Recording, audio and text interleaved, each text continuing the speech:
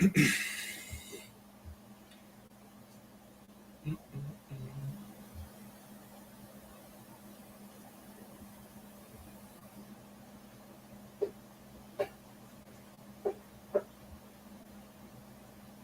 can you put a picture of a political figure in statement of politics?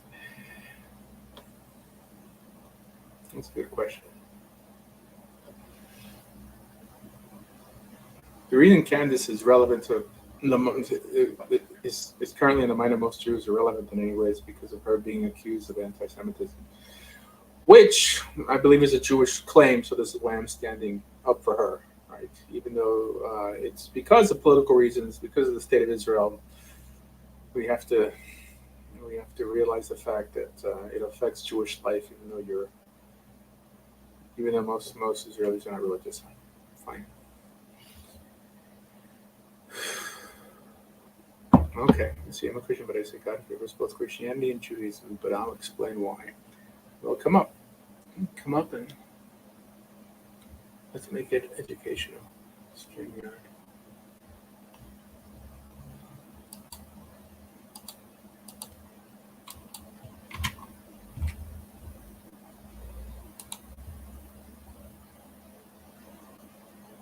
Mm.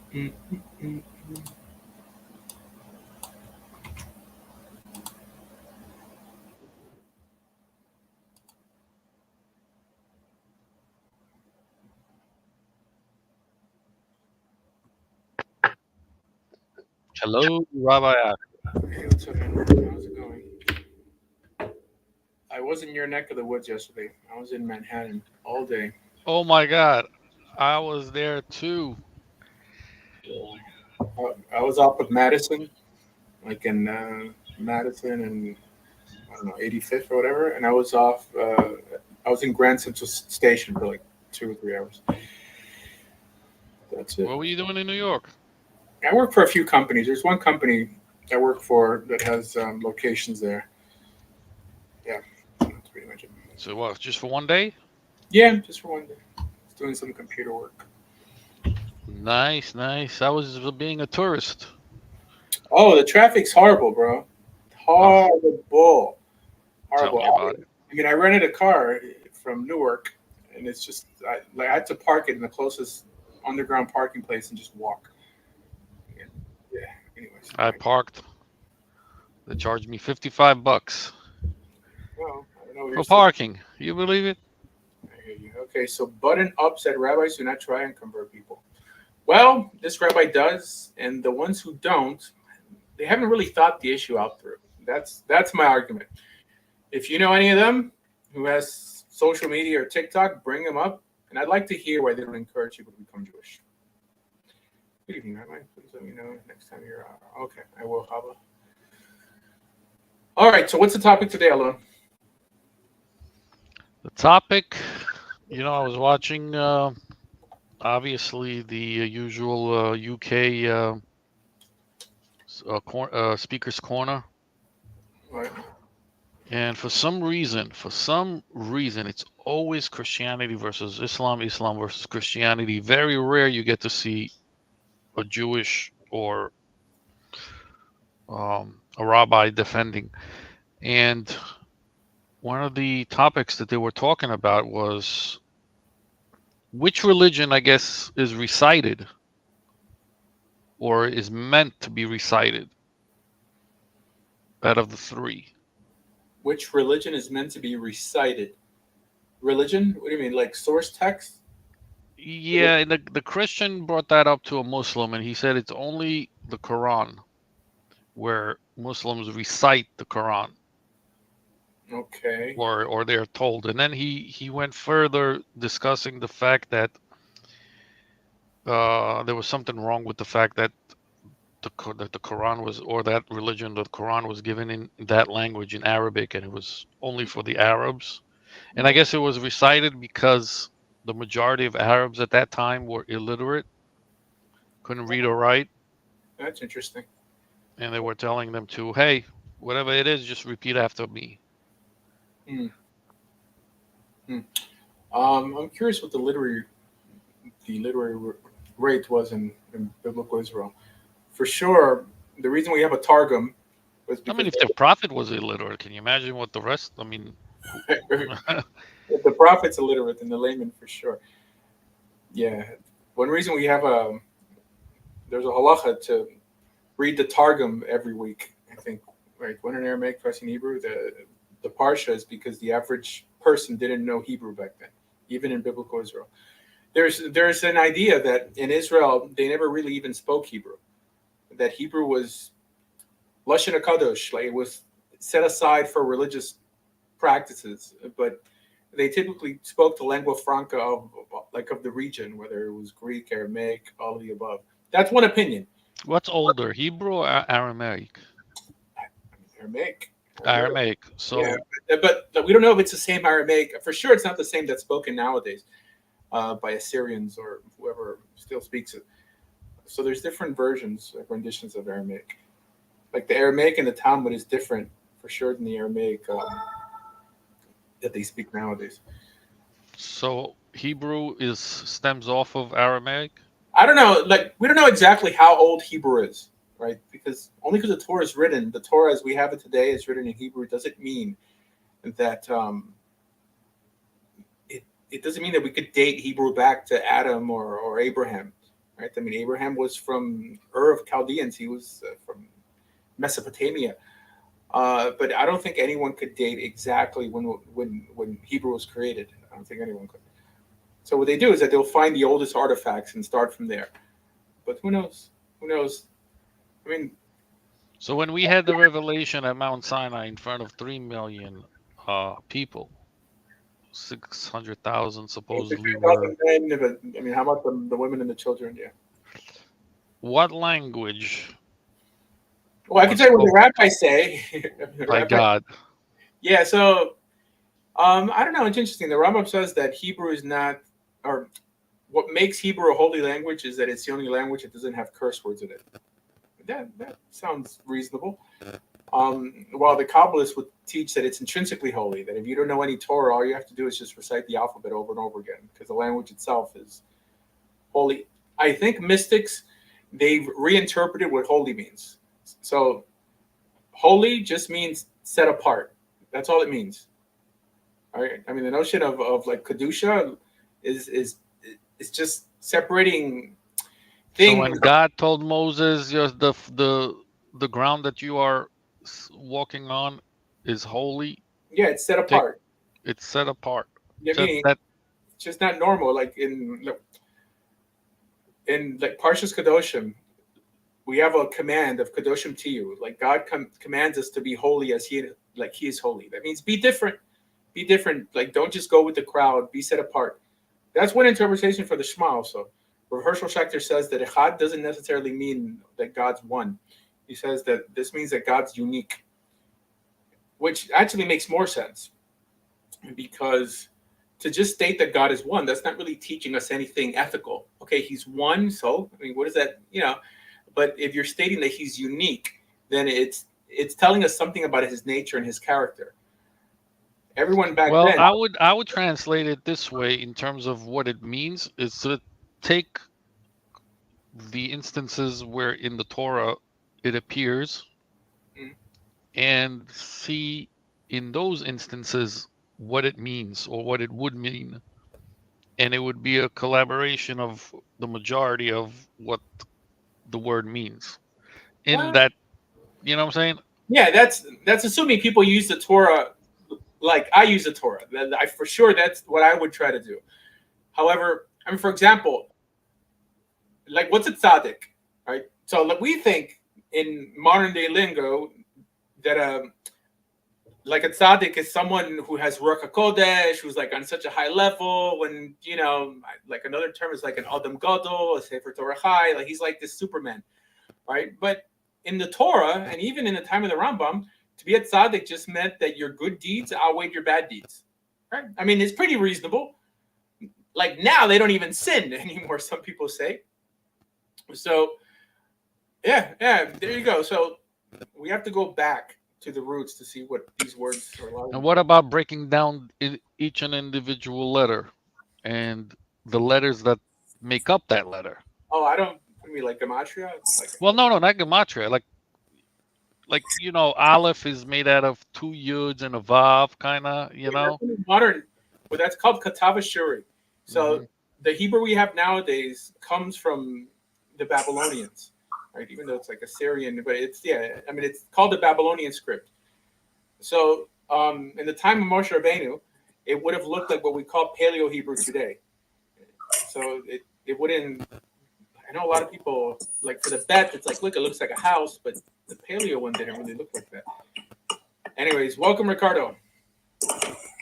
Blessings. Blessings. Hi. How Okay. come there's Why no should copy of the Torah? Sorry. Judaism? What, Ricardo? What? Say it again. Why should I follow Judaism? Okay. What religion do you currently belong to? I don't ascribe to no religion. Okay. I ascribe to the doctrine of the Bible. Okay. Okay. Yeah, but what books make up your Bible? Like, do you believe in the New Testament? I believe in the laws, the prophets, and the New Testament. Every books. Okay. The book of Enoch, the book of Joshua, the book of Jubilees, the Apocrypha, every book that was written. Do you identify as Israel then? By our prophets and the apostles. Do you identify? Himself. Do you identify as Israel then? Currently? I beg your pardon? Do you identify as Israel currently? Me as Israel? Yes. What, the tribe of Israel? Yeah, the spiritual Israel, it's the same thing. No, there's no such thing as spiritual Israel. There's nowhere in script that said that. So Israel, hold up. Israel is a nation came out of Abraham lines. It's a nation, right? Yeah, but it's not only blood based. Hold up. You cannot be a converted and call yourself an Israelite. No, that's not biblical. Period. So Ruth, right? So Israel is a bloodline. Okay, I get it. Right? It's a lineage. So Ruth wasn't a convert then. Huh? Ruth, was she a convert? Ruth? Yeah. That have nothing to do with what we are discussing. No, you said that you can't become an Israelite, but there are examples. There are examples of people in the Bible who became Israelites. Became Israelites? Yeah. Well, I'll tell you. In Exodus chapter 12, it says that there was a mixed multitude of peoples who left Egypt alongside the Hebrews, and they all accepted the Torah. And a few chapters later, or a few verses later, they're all called Israel. Yeah, they accept the Torah, accept the law, but Israel is a nation, a bloodline. I cannot be a Egyptian, a son of Ham, or a Canaanite, and said I am a Israelite. No, that's wrong. If you want to follow the doctrine or follow the saying of the words of the Most High God and join, fine, but you are considered as a Gentile. Not an Israelite. That's wrong. That's not biblical. So the commandments in the Bible, when God says that he spoke to the children of Israel and commanded them this and that, those who attached themselves to Israel, it didn't apply to them because they were Gentiles? Sir, let me say this again. You cannot be a blood. I know what Israelite you're saying. But biblically it doesn't say that. You are grafted in. As Paul said, you are grafted in. Oh, that's the New Testament. The New Testament says you're grafted in, but that's fine. There's many people who are grafted in. God says that there's one standard, one law for the native born and the stranger that attaches himself to you. The what? What is it? The strangers. That's a different nation. No, that's it says Israel. The native born, right? The native born. Wait, it doesn't say Israel, by the way. It says there shall be one law, i.e. one standard. Yeah, for the native born and the stranger that dwells with you. Meaning that's two different people. That's two different people. Native born. So native born Israel.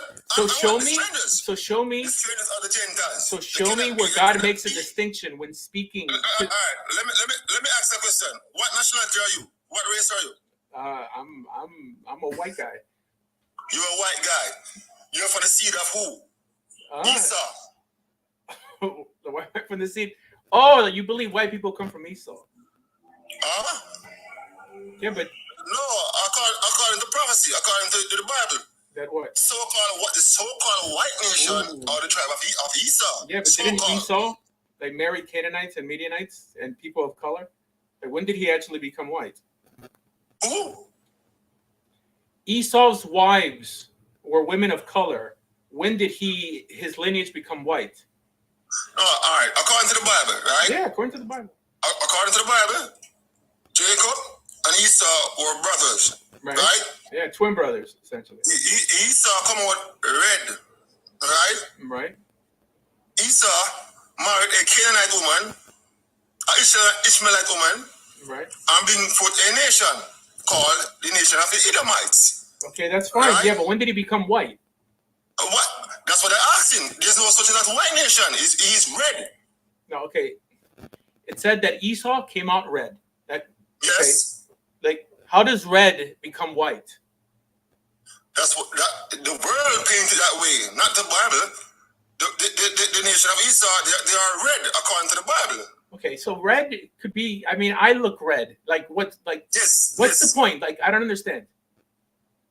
I mean, David's also called red. You know it. Who? King David. What? Red. Red? Yes. Where in the scripture say that? It says. Look, I look it up. It says that he was ruddy. Ruddy. Yeah, that's right. Oh, so this. Ruddy. Hold on one second. Christ. Hold up. Christ came from so it's First Samuel, like First Samuel chapter 16, verse 12. It said describes David as ruddy. Hold up, bro. I want to go there. Hold up. I want to go there. Yeah. Christ, the Messiah, came from the seed of David, right? The Messiah also came from the seed of Ruth, like who, in your opinion, was a Gentile. That's not biblical. What? The Messiah came from the seed of David. I understand, but who's David's great-great-grandmother? That's not the point here, sir. I'm talking about the lineage. I know, but you're saying that... I'm talking about... Okay. Christ is an Israelite. Wrong or right? Like he's an Israelite because his great-great-grandmother was also an Israelite, even though she was from Moab. He's an Israelite. And when we all know, in biblical, the nation of Israel are dark-skinned or colored people. They are dark-skinned. I mean, how do you know that? What? I mean... What? How do you know that? The Bible said it. The Bible also calls them white. Where? No, that's wrong. Hold on. That's wrong. Okay. No, hold up. King Solomon calls him white. Hold up, sir. The Bible describes Christ's identity.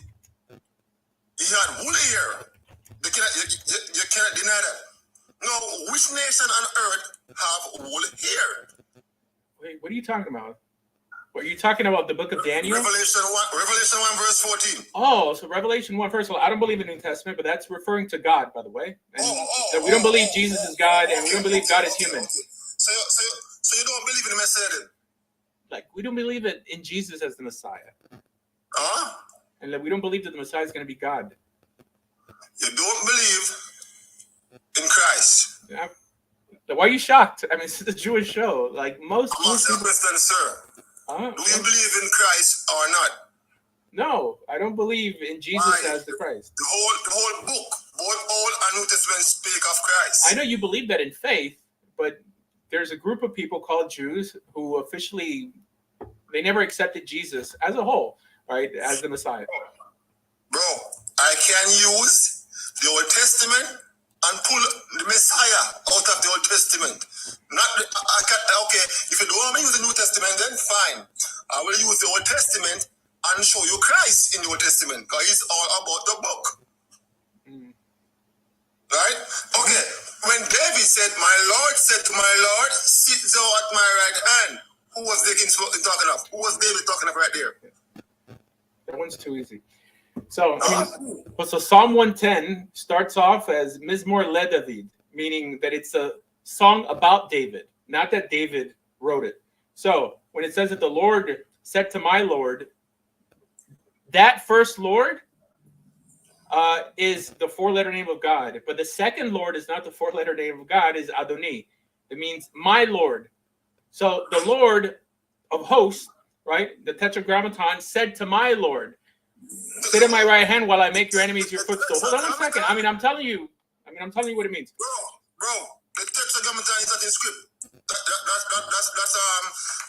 That's a Jewish invention. The Tetragrammaton, the YHWH with the 6-minded star. That's idolatry. That's a mess. What are you talking about? No, the Tetragrammaton is not the Star of David. It's the four-letter name of God. Sir, that is a mess. I'm in Psalms 110. I'm going to read it. Yeah, read it. Psalms a Psalms of David. The Lord said to my Lord, sit thou at my right hand until I make thine enemies thy footstool. That's two lords right there. Okay, so you're saying, look in the Hebrew. Just look in the Hebrew and tell me what's the Hebrew word for those lords. I mean, is it the same? Yeah. No. What's the Hebrew word? The word Lord is not a Hebrew word. So the first. It means master. Okay. So the second one means master. The first one means God. So there are two masters right there. No. You have a high level master and a lower level master right there. Okay. Psalm 110 starts off with a song about David. Mizmor le David. Right. You know, it's like kosher le Pesach. You know, kosher for Passover. It didn't say a song. I'm in Psalms 110 right now. Yeah. It said a Psalms of David. I know the Christian Bible like misinterprets it. You know, Mizmor le David. It's for David, right? It's not David speaking. So it's the it's the priest, or essentially. Hold on, it's the Levites saying, "The Lord said to my Lord," meaning God said to my Lord King David, "Sit at my right hand until I make your enemies my footstool." That's what it means. Bro, you're adding to the script. There's no one where he said Levite right here. Yeah. Right? David writes most Psalms. Right? David and Solomon. You're adding to the script, bro. You can't do that. King David didn't write the whole book of Psalms. I mean, he didn't even write the majority of the book of Psalms. He did write most of the Psalms. So now you agree it's most. You know, so no, first you said King David wrote the book of Psalms. Solomon did not write the book of Psalms at all. There's no I mean Okay. One more script. Isaiah 53. Who's that spoken of? Isaiah. Don't tell me Israel. Don't tell me it's Israel. It's spoken of one person. Yeah. Don't tell me it is Israel. I didn't say it. I said it's Isaiah. Okay. It's talking about Isaiah. Isaiah. Let's go there. Hold up. Let's go there. Let's go there. Hold up. Let's go there. Isaiah 53 verse 1. Hey, where you from, bro? Hey, where you from? That's not the point here. I will answer that later. No, I mean, I want to know who I'm dialoguing with. Bro, I will answer that later. Focus right here right now. All right. Okay. All right. Taking control. All right. Isaiah 53. Right. You want to know a more in-depth definition? I'll tell you. It's called Tovia Singer. YouTube it. And to whom is the arm of the Lord revealed? For he mean one, singular. This is not speaking of the nation of Israel. I didn't say the nation of Israel. I said it's talking about Isaiah. Hold on, let me finish with it, please. Let me finish with it, please. For he shall grow up before him as a tender plant, and as a root out of a dry ground.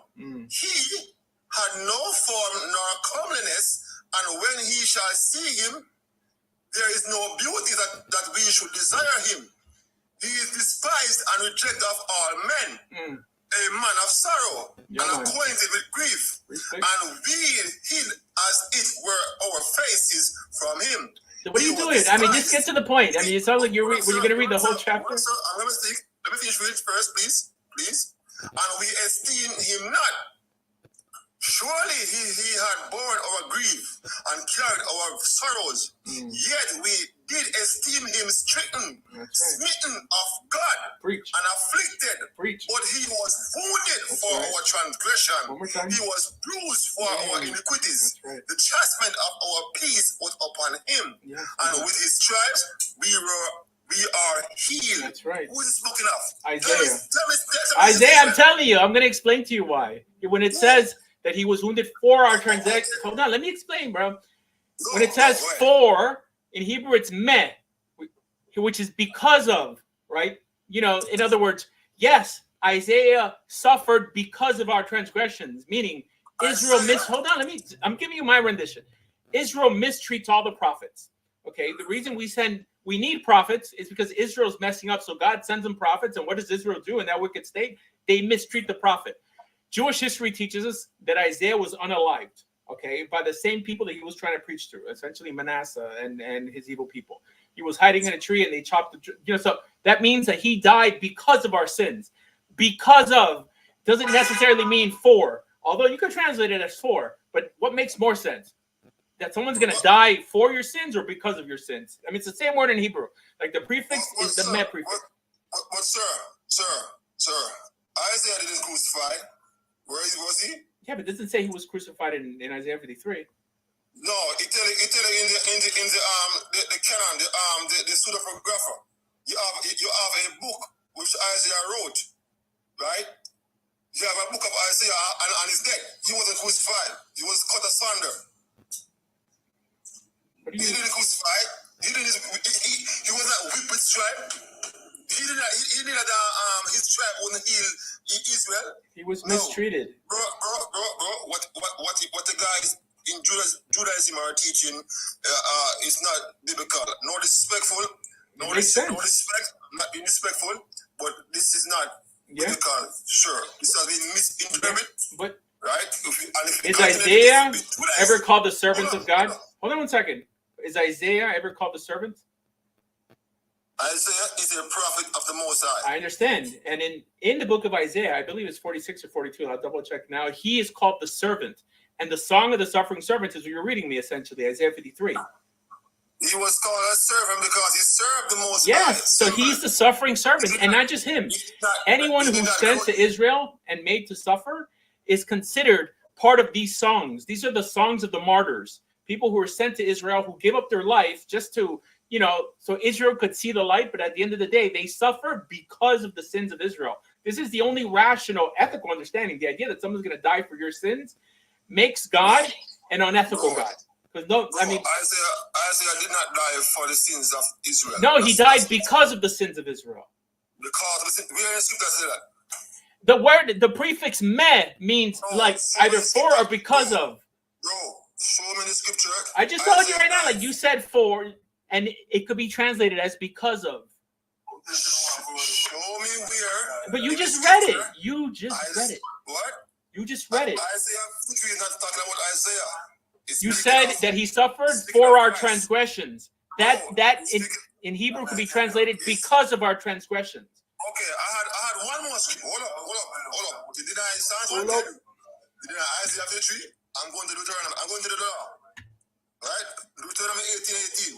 You're Jamaican, bro? Don't tell me this is Muhammad because you're Judaism, right? Why would I say it's Muhammad? Why would I say it's Muhammad? But I'm not even Muslim. Hear me now. What's It's Muhammad. Miss Cleo? Remember Miss Cleo? You know she's not Jamaican, by the way. So I'm gonna read it. Hold up. Deuteronomy 18 verse 18. Lord have mercy. Okay, go ahead. I'm not arguing, sir. Hold up. He said, I will raise them up a prophet from amongst their brethren, like unto thee, and I will put my words in his mouth, and he shall speak unto them all that I shall command him. Amen. And it shall come to pass that whosoever will not hearken unto my words, which he shall speak in my name, Amen, I will require it of him. Amen. So, my question, who is this prophet? Jeremiah, Ezekiel, Isaiah, Amos, Nahum, Haggai, Obadiah. He said a prophet. No, and then it says, keep reading, and it says, and the prophet that does not prophesy what I tell him, I will hold it against him. Meaning this. Those are the false prophets. But No. It's talking about the same prophet, and it says, and the prophet, so it's in plural. It's prophets in plural. You're confused. You're confused. There's no other chapter. Okay, all right, so let me respond. You spoke. Verse 20. No, But the prophet. you're chopping it up in pieces in order to make your point. No, bro. You didn't read the whole chapter. If you read the whole chapter, then it says that this is talking about prophets in plural. It says, and the prophet who does not speak what I tell him. So this is telling us this is the only chapter in the Torah that commands us to listen to prophets. If Deuteronomy chapter 18 is not talking about prophets in plural, right? Then find me somewhere else in the Torah that God tells us to listen to prophets. That means we don't have to listen to Isaiah, Ezekiel, but this is talking about Jesus. No, bro. You're going off right there. You're going way off right there. We know the Most High sends all the prophets, right? But this prophet here is a specific prophet, right? Look, I'm going to break down Deuteronomy chapter 18. Deuteronomy chapter 18 starts off telling us that when we begin to emulate the nations that we're about to displace because they're about to enter the land of Israel, it says, I will send you a prophet, basically to bring you back, right? To wake you up. This is called prophetic intervention. If you don't listen to this prophet, and there's many times that God sent Israel prophet just for this. It said, like, if you don't listen to these prophets that I send you, I'm going to hold it against you. And then it says, and the prophet that doesn't speak what I command him. This is telling us that it's prophets in plural, not just only one prophet. It just says that every time Israel screws up, he's going to send them a prophet. But that doesn't mean that there's only one prophet in Jewish history. Can I show this prophet here? Can I show you? Yeah. All right. However, you don't believe in the New Testament, but can I show just one scripture? Hold up. Just one scripture. Just for argument's sake. I'm telling you. I mean, I'm at John 1:45. the Jamaican accent sounds so cool, and it just sounds so intimidating. No problem. And if I had a British accent, or even like I don't know, Southern Jamaican accent. No, I am who I am. All right. Respect.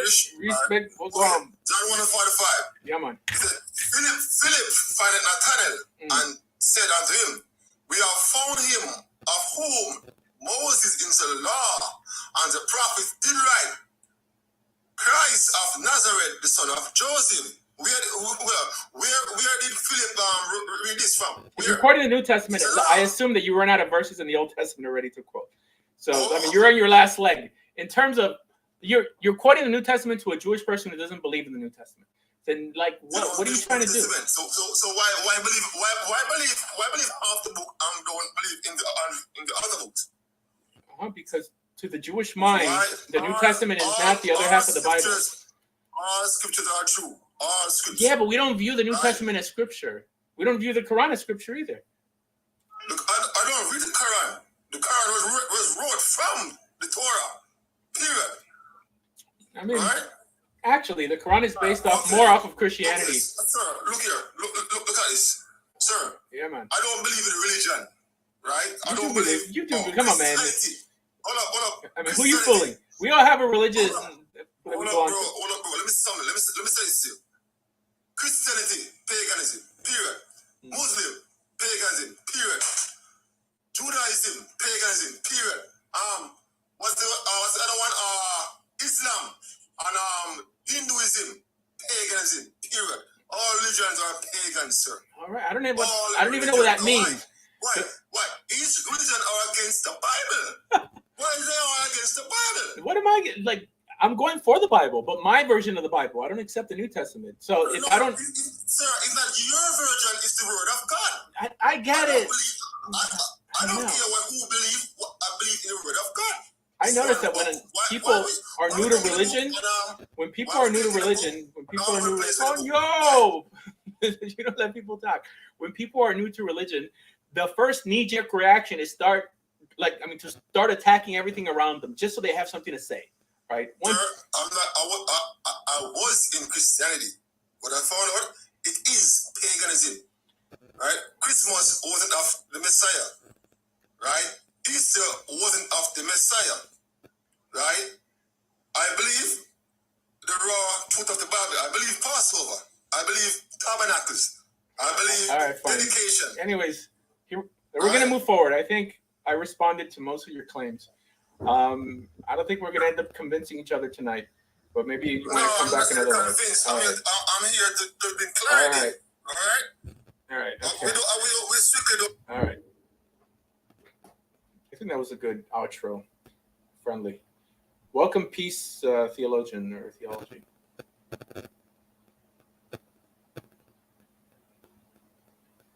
Yeah, that Jamaican accent is kind of, just sounds like you got game. It's like posh, posh British. Forget about it. Drives women crazy. Me, I just have this Miami accent I can't get rid of. All right, anyways. I guess maybe I should break down a few of these verses that the guy was talking about. Guys, Deuteronomy chapter 18 is the only chapter we have in the Torah that commands us to listen to prophets. The only chapter, by the way. Meaning, if it's not telling us that we're to accept prophets when God sends us prophets, then we don't have to accept prophets. There's nowhere in the Torah that speaks about accepting prophets. And only Deuteronomy chapter 18. This is why it appears the idea is in the plural, and the prophet that does not prophesy what I instruct them.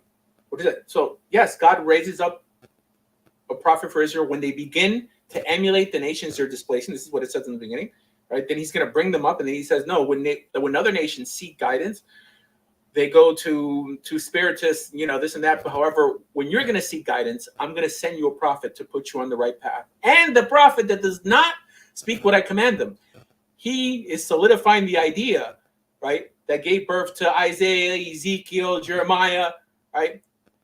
Prophets that God rose up to get Israel back on track. That's it. It's not only one prophet. Like, you know how silly that is? That Deuteronomy 18, assuming it was only talking about one prophet, God uttered this in front of the children of Israel through Moses for something that they would have to essentially wait 2,000 years to see. I mean, it would make no sense. You're like, okay, this is talking about Jesus, right? According to Muslims, it's talking about Muhammad. Muhammad worse. It's almost 3,000 years. We have to wait for this to become relevant. People, there are no prophecies in the Torah. No prophecies. There are formulas. Deuteronomy 18, it's a formula of when God raises up for you prophets. He does it when you begin to misbehave. He brings you prophetic intervention. If you don't listen to the prophet, then God will hold it against you. If the prophet himself doesn't speak the words correctly that God is giving him over, God's going to hold it against him. That's a formula. This is to happen over and over again. Exile, right, or sin, prophetic intervention, exile and redemption is also a formula. When Israel begins to do this, he's going to exile you, right? Once Israel repents, he's going to bring you back. That's a formula. It's not a prophecy. That's what people don't get. Anyways, all right, next. Where are all the haters at? Yeah. Welcome, peace. Yeah, so I thought Jews didn't proselytize. No, right? I'm wondering what your goal is here. My goal is to make more Jews.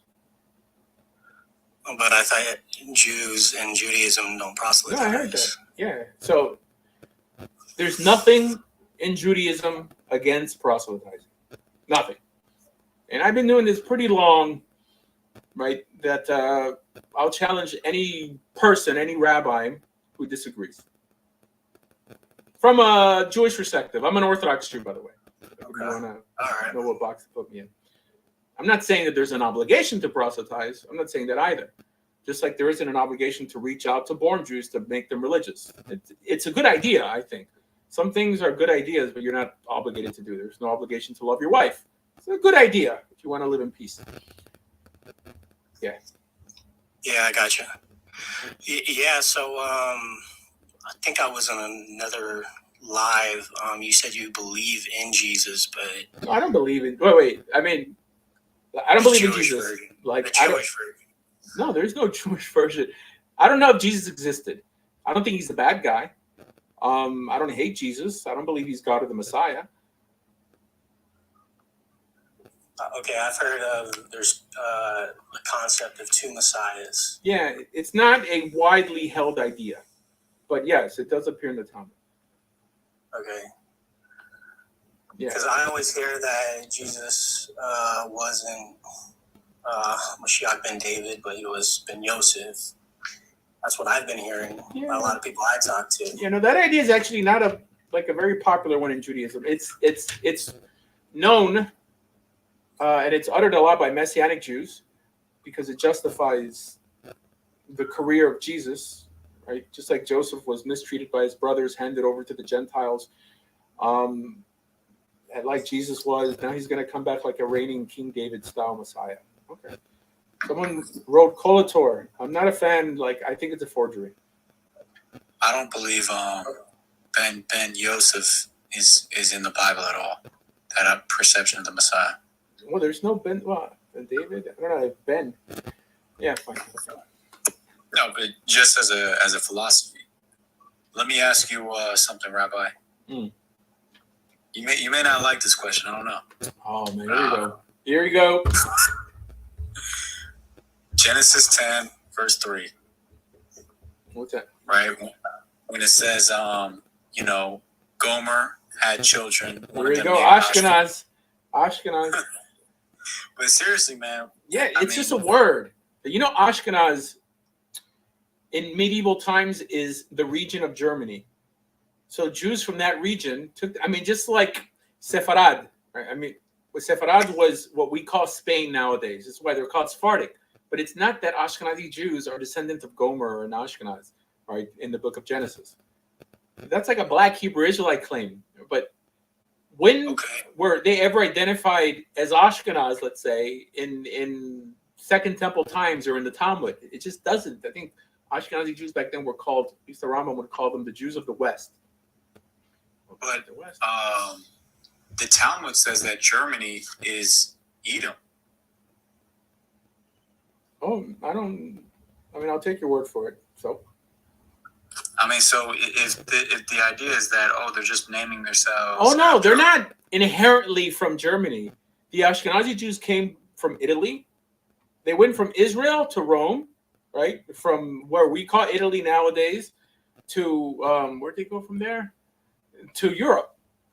But, I mean, they're not from Germany, like from Germania. There weren't Jewish communities there or people converting to Judaism. It's Jews who happen to live there. If you had to do a percentage, how many do you think have, let's say 25 or let's say 50% or more of their DNA coming from converts in the Ashkenazi community? Oh, I don't know. I don't know. I don't know. Okay. Because there's two sides to contend with. There's the mother's side and the father's side. So I think what I heard is that from their father's side, they could trace their lineage back, and it's mainly to the mother's side that is that are converts. I don't know. It's just not a statistic that interests me much. Let me ask you, what do you think of the Obadiah prophecy? What do you think it's talking about? Which one? To my knowledge, there's only one Obadiah prophecy, the one about Esau. I don't know. I mean, why are you stuck on this Black Hebrew Israelite stuff, man? No, listen, I'm just curious. I'm just curious your opinion. Like, I already have my I'll tell you, I'm curious to see where the Talmud calls Germany Edom, because the Talmud calls Rome Edom. I can get, let me get that source real quick. Yeah. Because countless time, as a matter of fact, the Galut that we're in now, it's called the Galut of Edom, because Edom is always considered or tied with Rome. So I'm not sure how it would be Germania when they weren't conquered till much, much later. Megillah 6b. Here, read it. I'm curious what it says. I have it on my phone, so I can't go there. Yeah. But hold on, let me switch to my computer. I can read it. No, but listen, this is what I think, right? I think the European man is from Japheth, and I think the Edom prophecy is talking about. I think in part it already happened, but I do think it does say that Esau used to live in Mount Seir. Mount Seir is near Arabia, so one might think that Edom and Ishmael kind of mixed their seed together. Mount Seir is in Israel. Is it Petra? I mean Petra. Yeah. In Jordan. Well, you know what? Well, there's no Jordan back then. All right, so I know. I believe that Petra. So Mount Seir is not far from Hebron, like if I'm not mistaken, but it's in Israel proper. Even Petra. Petra is right on the border. I think it's right on the border of Israel. But where biblical Edom lived? Biblical Edom lived like south. But it was Israel. It was near Hebron. Hold on. Here, if you type in Mount Seir, which is what, like the hairy mountain? In the meantime, I'm just going to read Megillah 6b. Yeah, sure. It says, Germania of Edom, i.e., this is off Safari, by the way. Germany, which is near the land of Edom, i.e. Rome, as if the Germans would go for there you go. You see, I told you that it's called Rome.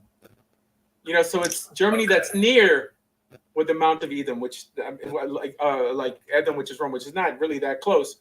It's a lot closer. Rome is closer to Israel. But like Edom is always called Rome. Like I've never heard of Germany called Edom. So maybe it's. Do you think Rome is? No, I don't believe that. But I don't believe that either. But that's what the rabbis taught. All right. So Idumea here, which is where Mount Seir is, right? The land of the Edomites, encompassed Hebron and south of Hebron, all the way. So, the Dead Sea, basically, the whole Dead Sea from Hebron all the way down to under the Dead Sea. So I don't know, like modern day. And you're saying this is where Edom lived? Yeah. Well, I mean, Idumea. Idumea is, and Mount Seir is in the middle. And yes, it's like north of Petra. Like maybe, I don't know, what's that? Maybe much north. Petra's in like modern day southern Jordan. That's where it is. No, yeah. No, this is south. I mean, this goes beneath the Dead Sea. So, I mean, that's the south. That's the south of the. Let me ask you, when it says, like, I don't know whether the Talmud would say this, because in Deuteronomy 28 it says, I will send upon you a nation that neither you nor your ancestors knew. I mean, wouldn't the ancestors of that's a formula. That's not a prophecy. I mean, that happens all the time.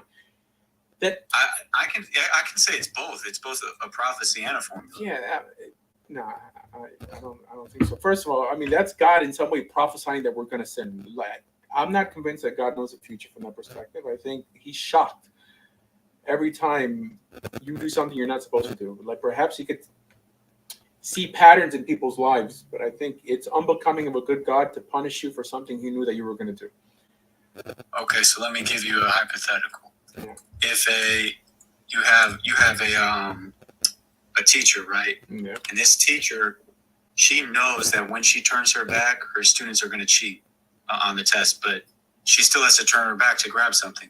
When she turns around, she now goes to punish the students who she checks, like checking their phone or something like that. She knew that was going to happen, but she still punished them. Is she wrong for doing that? No, that's not the issue we're talking about. Like saying that if you're going to go as deep as to say that the nation that I'm going to use to punish you, because we're not, I mean, for sure, God could guess that punishment is coming because we're weak. But saying no, even the nation that's going to attack you, you never even heard of them. You know, so like God already had him in the back of their mind, like in the back of his mind of what nation he's going to attack you with. It's hyperbole. It's poetic. I mean, it's not telling you that this. It's not a prophecy. In other words, it doesn't have to happen like this. It's a formula. It's laying out how things will happen, right? Just like this, but not exactly like this. You got it? You know, or then like Deuteronomy 28 will eventually cease to come true. And Israel's never going to stop sinning. They're going to have periods in their existence that they do better than others, and that's when we're allowed to return to the land. But we're eventually going to screw it up and go into exile again, and Deuteronomy 28 would still have to apply. So fast forward 1,000 years, 2,000 years, right? Eventually, every statement there will be lived if it wasn't lived already. And what? Curses don't apply anymore? No, this is why. It's a formula. I mean, it's not something that has to be taken word for word. Okay. Let me ask you last difficult question. All right, last difficult question. So you have a different perspective on the Mishnah than most people, right? I don't think so. I mean, not with people who know. Like most people don't study the Mishnah. So I think the average Orthodox Jew acknowledges the Mishnah as the actual oral law. That's what Rabbi Yehud Hanassi and all Orthodox Jews believe this. He either compiled or wrote the Mishnah. There's a debate. Like if he just gathered all the notes or he actually wrote it himself. But it was the notes that were floating around of the decisions of the Sanhedrin. So we feel that it's binding because of Deuteronomy chapter 17. Every Orthodox Jew would come to that conclusion.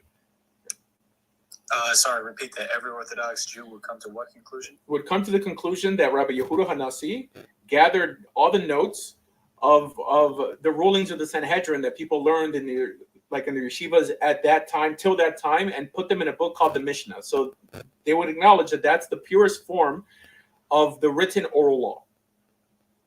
Okay. So do you think it's from like the court of Moses? Because I've heard some Jewish people say that it's from the court of Moses. No, I'm pretty sure there's laws that appear in there that may have derived from that, but it could have been the court. There's rulings of the court of Rabbi Yehuda Hanassi. And and before, Rabbi Akiva, that's essentially who it is. Now these laws, these courts could have been peddling earlier rulings, and those rulings were modified, because rabbinic Judaism could be added to and subtracted from, while the Torah can't. So that's why the court or the oral law wasn't supposed to be written down, because it's supposed to remain fluid. Because you could have a law tomorrow that's abolished today, right? Or whatever. I have a law yesterday that's abolished today. But that can't happen with the written law. What's up, Rabbi? So how you doing? Hey, what's up? What's up, bro? Free Palestine. What's up? Free Palestine. You free them from Hamas. Nah, freedom from the apartheid state, bro. What's up? Ooh, what's up? What's up? Nah, he's not holding back on you, man. No, this guy, like me and Jonathan here, go back a long time. Hey, beat him up, Jonathan. Let's go. Let's go, Jonathan. Keep going. All right, so it's a guy in the chat named Joe who says that I'm confused at any long time. Well, I would myself, for anyone who wants to come up and challenge me. So I'm going to ask you something about Mishnah Nida 19. Oh man, you still with this thing, bro? What? It's a different one. All right, go ahead. Let's see. Well, it's Meza Bapeh. I mean, I don't have to read. Bro, what? I mean, it's either Meza Bapeh that you're talking about, or the whole 3-year-old thing. It's like, why are you going in circles, bro? Why are you going in circles? This is the last time. Yeah, no. We spoke about this. I'm pretty sure you're convinced that being that this only happened one time in a child's life, that this couldn't have been done for any weird gratification, right? It was done as a medical procedure of the time. There's things back then that we would consider funny today, and this is just one of them. Like, why does it have to be a perverted thing? This is what I'm saying. I'm not necessarily saying it's perverted. I'm saying that I spoke to a Chabad guy, and he told me the Mishnah is divine. The Mishnah can't be divine and say something like as consider the source. Morally wrong, yeah, but no, but Chabad is wrong. I mean, they're wrong. I mean, what can I tell you? Okay. Somebody's funny in the comments. No Lagos. Okay, all right. All right, welcome, Ani Talmid. And Ani Talmid. Okay, welcome.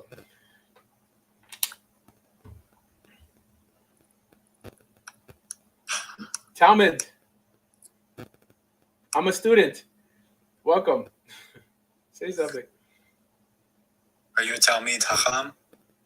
You one of the Gadols, man? Yeah, you gotta say Gedolim. Gedolim? Oh, I think he's frozen. Listen, man, why don't you question me on my belief a little bit?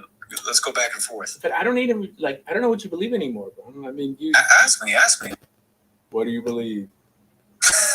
No, I believe 613 laws. Yeah. I believe, the law is the base. The law is also perfect. If perfect means you don't need anything else, then you don't really need to spend too much time in other books. But I do read the prophets. I read the writings of wisdom. I read some of the Apocrypha. So I believe in a physical Messiah who's going to physically come back and redeem the people of Israel. By people of Israel, you mean who? I mean the physical patrilineal descendants of the 12 tribes and the sojourners. I mean, but he's just going to limit it to people who claim to have a pedigree? No, I also said and the sojourners. Oh, yeah, so then don't say Israel. Say whoever believes in God and basically wants to be led by God. Okay, that's fine. Yeah, so, I mean, he's going to help everybody out. He's not going to limit it. Is being Israel limited to how much melanin you have in your skin? No. Okay. Yeah, so white folks could be Israel. When you say Israel, what do you mean Israel? I mean Israel, bro. A descendant of Moses. But let me ask you something. Can I be your father's son? Can you be my father's son, like my brother? Yeah, like can I be your father's son today? Like, I don't know what you mean. But I think that's the point, though, right? You can't become somebody else's father's son. Like I can't become Joe Biden's child. Mm-hmm. Right. So when we say sojourner, it is a difference. There is a difference between the sojourner and the native Israelite. Yeah, but where does it say in the Torah that the natives there are considered like God's children just because they happen to exist as natives, not because they accepted the Torah? They're God's children because they're a part of Israel. Exodus 22:21. No, Exodus 22 is already after they accepted the Torah. When they were coming out of Egypt, where does it say that God refers to these people who didn't know anything about him as his sons? Who didn't know anything about Yeah, I mean, him if someone doesn't know anything about God, it doesn't matter if his relative is Abraham, right? Because Amalek and Edom also come from Abraham, right? So when does that, like, when do you lose your father then? If believing in something is not a requirement for like in this case, God to be considered your father. Well, I mean, listen, God is still your father, whether or not he destroys you, whether or not it says Zechariah 13:8. No, in the Torah. That's why I said the Torah, because there's too much poetry in the prophets. No one knows what he's talking about. Okay, so if we stay in the Torah, Do you think we're all children of God? What'd you say? Do you think all of humanity that they could be considered children of God? No, definitely not. Okay, so then there is some belief and action that has to be present in order to have that type of title, child of God, right? Repeat that again. There has to be some belief and action that has to be present for you to have the title son of God. I would say keeping the Torah is definitely a sign. Yeah, for sure. So then only because you exist as a descendant of Abraham or Isaac doesn't mean that you're automatically the child of God. No. If you're the descendant of Abraham, Isaac, and Jacob, automatically you're a child of God, whether or not you're in defiance of his laws. What is that? Wait. You just said that if you're a descendant of Abraham, Isaac, or Jacob, right? And Jacob. All right, and Jacob, you're automatically God's child? Yes. That's some racist stuff, bro. That's some racist. Come on, man. Were you telling me that God is a respecter of men? Like he cares, who your granddaddy is? It just sounds silly. Okay, let me ask you something. And for the person in the comments, when I say God, like I'm a child of God, I don't mean a physical. I don't believe God physically sired me. So, you're misunderstanding what I'm saying. Yeah, next time you ride the subway, get a kid's ticket, and if they pull you over and say it's okay because I'm a child of God. I don't know. I'm in exile, man. I'm in exile. So what do you want me to do? No, but listen, I'm going to answer your question. So you said, okay, I got you. I remember where we were. God does care who the father of the Levites are. That's who determines who the priesthood is, right? Okay. So you at least concede that God in some way cares who your father is. No. God is not a respecter of men, meaning that he's not going to give you special treatment, right? Separate you, reward you in any way because of who your parent happens to be. If your father was a Levite and you cared nothing for God, you turned your back from God, the idea that he's like, oh, I still love you, bro, because you're my son, is unbecoming of a good God. If a parent did that, if I saw a father who, after his son unalived, like 50 people, says, no matter what, I love you, son, that would be a bad father, right? A mother that we expected from women like this is weird, unhealthy, irrational, unconditional love. But men understand that if the child harms other people, you're no longer my son, okay? Because we have standards. And the God of Israel functions in that manner, that love cannot exist without standards. If you don't have the standard, you can't have the love. Okay. When you discipline your son, do you still love him? Yeah, disciplining. Somebody sinning is not what I'm talking about. I'm talking about someone turning their back on God. You're saying that the Israelites, just because they happen to be descendants from Abraham, Isaac, and Jacob, even when they were in Egypt, God still considered them his children. And like he loved them more than anyone else. People who didn't even know who the God of Israel was. That's a little bigoted, huh? Well, the punishment for apostasy is death. So, we would agree there. I'm not sure what your point is, though. Not before they received the Torah. Not before they received the Torah, of course, yeah. Okay, so then it does have to do with belief and action then. You got to do something to get love. Only because you exist doesn't mean you deserve. That's the Kabbalistic idea. Kabbalistic Jews feel this statement, Kol Yisrael yesh lachem chelek l'mabah, that every Jew gets a place in the world to come just because they're Jewish. You don't got to believe in anything. That's a bigoted idea. we got to do something, right? Like, I mean, I don't want it for free. If someone can do something, for free, well, I assume it's broken. Okay, and in this case, what? I mean, let me just read something for you from the Torah. From the Torah, not the prophets, not the wisdom, nothing.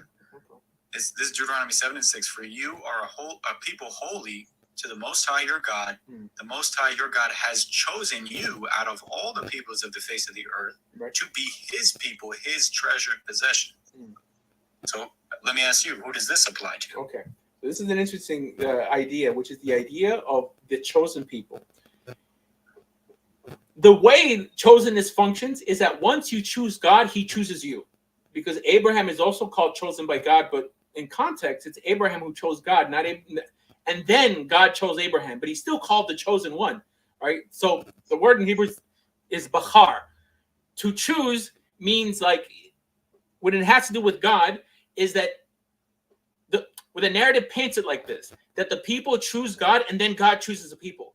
Never does God choose someone blindly. He didn't choose Abraham, blindly. He tested Abraham, right? It says that He gave him 10 tests that Abraham had to pass. And then Abraham became the chosen one, right? So it's not like He chose blindly, like, I like Abraham's genes, right?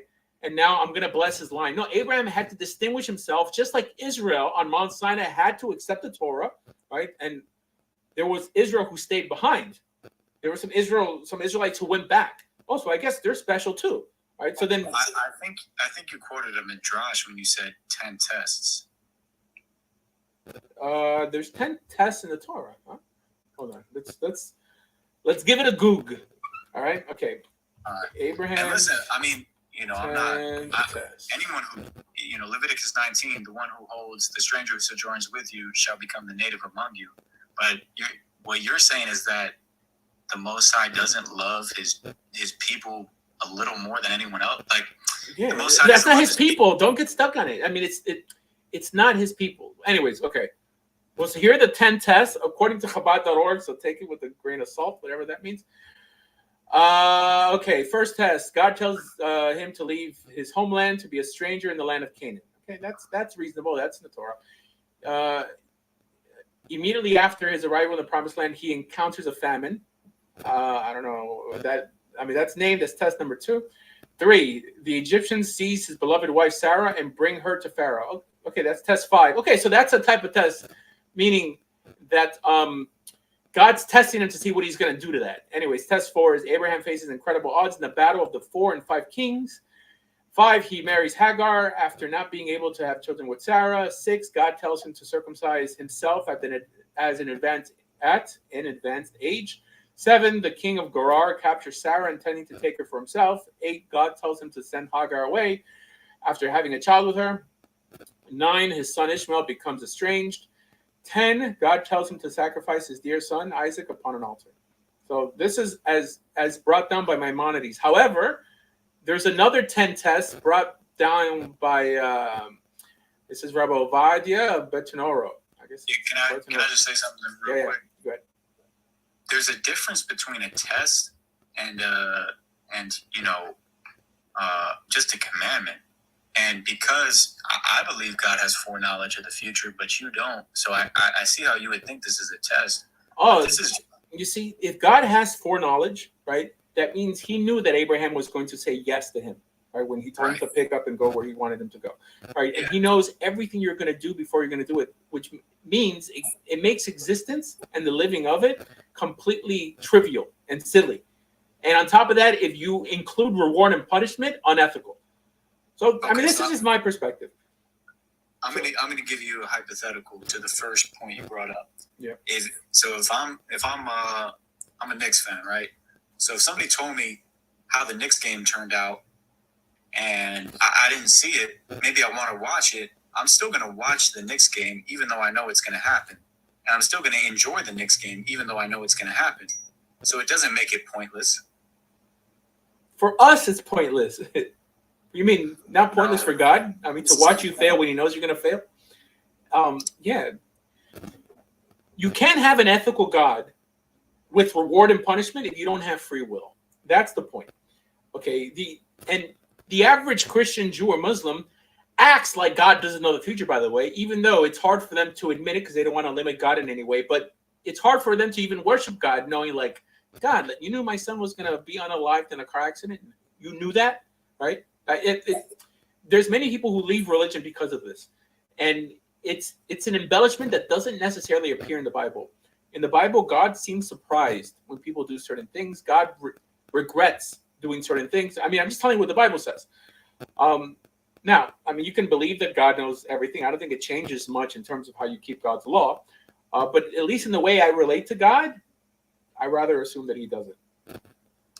You rather assume that he doesn't? Okay. But let's get back to the tests. These are just commandments from God. These aren't tests to see, oh, what is Abraham going to do? If he does this, I'll do this. If he does that, I'll do this. I mean, this is a God who, the God you're making him out to be kind of sounds reliant on creation.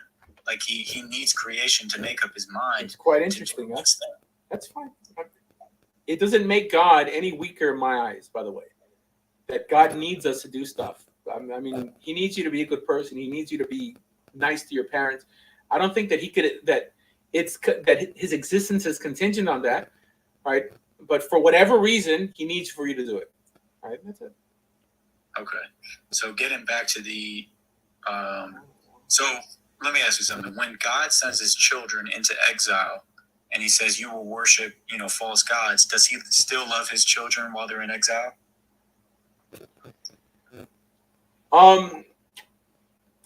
Not necessarily. God sends Israel into exile when Israel breaks the covenant, the contract. And then God himself says that he's going to rejoice with Israel's enemies. He himself is going to torment Israel, not because he's just likes torturing people, but because there was an agreement that Israel made when they entered the covenant, that if they broke that covenant, right, all these curses or things like this would fall upon them. So Israel knew what they were getting into. But the idea that he loves them even in exile, like, what does that idea even mean? He loves them means what? To love means what? To long for, right? I mean, it sounds like you're limiting God more than I am, even using the word love, right? Because you're saying it's in some way akin to a parent loving their child. I mean, yeah, definitely. Oh, all right. So you have no issue limiting God also, by the way, because you just did. That's not true. I attribute to God what he attributes to himself. I get it. But I also said that he changes his mind. He's surprised when we break certain laws. But at the same time, you're saying, oh, well, you don't believe that because God knows what you're going to do before you're going to do it. Right? So regardless, it's a limiting of God. You have no issue limiting God. I don't have an issue limiting God because I just present him how he appears in the Bible. Does he appear limited in the Bible? Yeah, he does, actually. So, I mean, he's more relatable from that perspective. What are you specifically talking about God changing his mind? It says that during the Mabul, during the flood, it says that he regrets making man. It says that Abraham even argued with God. Moses argued with God and modified his judgment. Right? Okay. But when somebody prays, right, and they pray, God has foreknowledge of the prayer and he adjusts. But why do you say that? Like, why do you feel you have to say that? I mean, is there a verse? No, that's philosophy. Well, that's not. That's modern day religion, by the way. I mean, how can you bring in philosophy and God in the same sentence?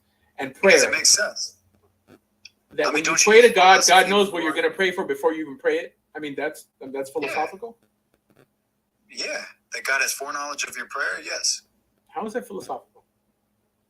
Because it goes into God's omniscience. Oh, okay. So first of all, you have to come to the conclusion that God is omniscient, by the way. Okay, and I'm not fully convinced of that idea. Just because the Torah is not fully convinced. But the very fact of him sending prophets is evidence of his omniscience. He sends prophets after Israel begins to sin. But he sends prophets to make what? Prophecies, which are predictions. No, not necessarily. The job of the prophet is to bring Israel back to observance. However, the prediction that the prophets do make is a timeline of when God is going to act, either exile them, occupy them using other nations. Yes, that's the prediction. But the task of the prophet is first to tell Israel what they're doing wrong. But that has nothing to do with like him being omniscient. Him sending a prophet that, yes, of course, yes, of course, is there to guide Israel back. 100%. I'm with you there. But him sending a prophet who makes a prediction about the future, that's not showing God's foreknowledge of No, the future. in terms of a timeline, God says this is going to happen. So he tells the prophet, because God is making it happen, to get your act together, because God is going to, I don't know, cause anything, famine, like you not getting rain in its season, like all these things. Okay. So you're saying basically it's pattern recognition by God? No, the understanding by Maimonides is that what God actually controls is what we call kohot teva, which is the forces of nature. God knows if it's going to rain, if it's not going to rain. However, whether you're going to do tshuva or not, whether you're going to repent and turn back to God, God doesn't know. What's the difference between God knowing if you're going to repent and God knowing the weather? Because God can make the weather. I mean, God has control over the forces of nature. Okay, this is a great place for me actually, because I can just quote where God hardens the heart of Pharaoh and show he has control over human emotions. No, it's a problem. It's a problem. So Maimonides on that portion that responds that before it says that God hardened his heart, he gave him 3 opportunities to let the children of Israel go. And after he had the opportunity to do the right thing, then God made it that he in some way, harden his heart meant that he just made him stubborn. And now he said, I'm giving you Maimonides' understanding of this because it's the clearest example, right, where God steps in sometimes and overrides your free will. Yes, Maimonides says that he only did this after he gave them enough ample time to make the right decision and let the Israelites go, and only then. So yeah, I'll give you that one. Okay. It's not so black and white, by the way. I'm just saying the Torah, I really wish, was clearer to understand. It's not as clear as a book written 1,200 years ago that you could whitewash every character and rewrite. Just because I guess you live in a society that enjoys prophets and biblical characters that are not relatable. The Bible is not perfectly consistent, like logically. That's fine. I don't believe it. No, I know that you don't believe it in faith. Okay, No. But in one place, God being all knowledgeable, this and that, and in another place, him changing his mind and having other people change his mind, seems like the contradiction. So when it says that God regretted making humanity, that's anthropomorphism to show how much he hates the actions of humanity. It's not an actual mental regret. God doesn't have a brain. No, but here you go. Why do you say that? Why do I say that? Because just because the philosophers said it. God but the Bible doesn't say that God doesn't have a mind. It says God has a heart. And that's anthropomorphism. I get it that we could understand it like that, but why couldn't you understand it the other way? If you wanted to. It says that God has a strong hand. It says that he brought Israel out of Egypt with a yad hazaka, like a strong hand. It says God is a man of war. So you don't think that they're... Hold on, I actually have to go. Somebody's calling me. I'm going to go on mute for a second. All right. Yeah, no, these are interesting topics. Many people are so familiar with the theological gatekeepers and what they tell you God is and God isn't, and God is not bound by space and time. Where does it say that in the Torah? Where does it say in the Bible that God is not bound by space and time? Right? Even like before whatever. What's it? E equals MC squared. We create the Superman of a God and then start kicking people out of the religion because they happen to start reading the Bible literally. Okay? I'm not against the philosophers. I'm against the philosophers or people dissecting God philosophically when they begin to push people out of religion just because they don't agree with their conclusions. These arguments should really be left up to like the yeshivas, the kollels, the study halls, but they shouldn't be taught to average laymen, because what you're doing is that you're trying to speak for God. Anyways, welcome, Faith. What's up? Hello. Okay, I just have a question, and this isn't like a got you question, because I am studying Torah, but I'm kind of hung up on one thing, and I haven't found the answer yet, so I was hoping that maybe you can answer it for me. Okay. And the question is, so it's about the covenant or not the covenant. Oh my goodness, my brain's not working. Where they store the tablets. The ark. The Ark of the Covenant. Yeah. Yes, thank you. Sorry, my brain is like shutting down right now. But anyways, so with making that, they make the cherubims for that.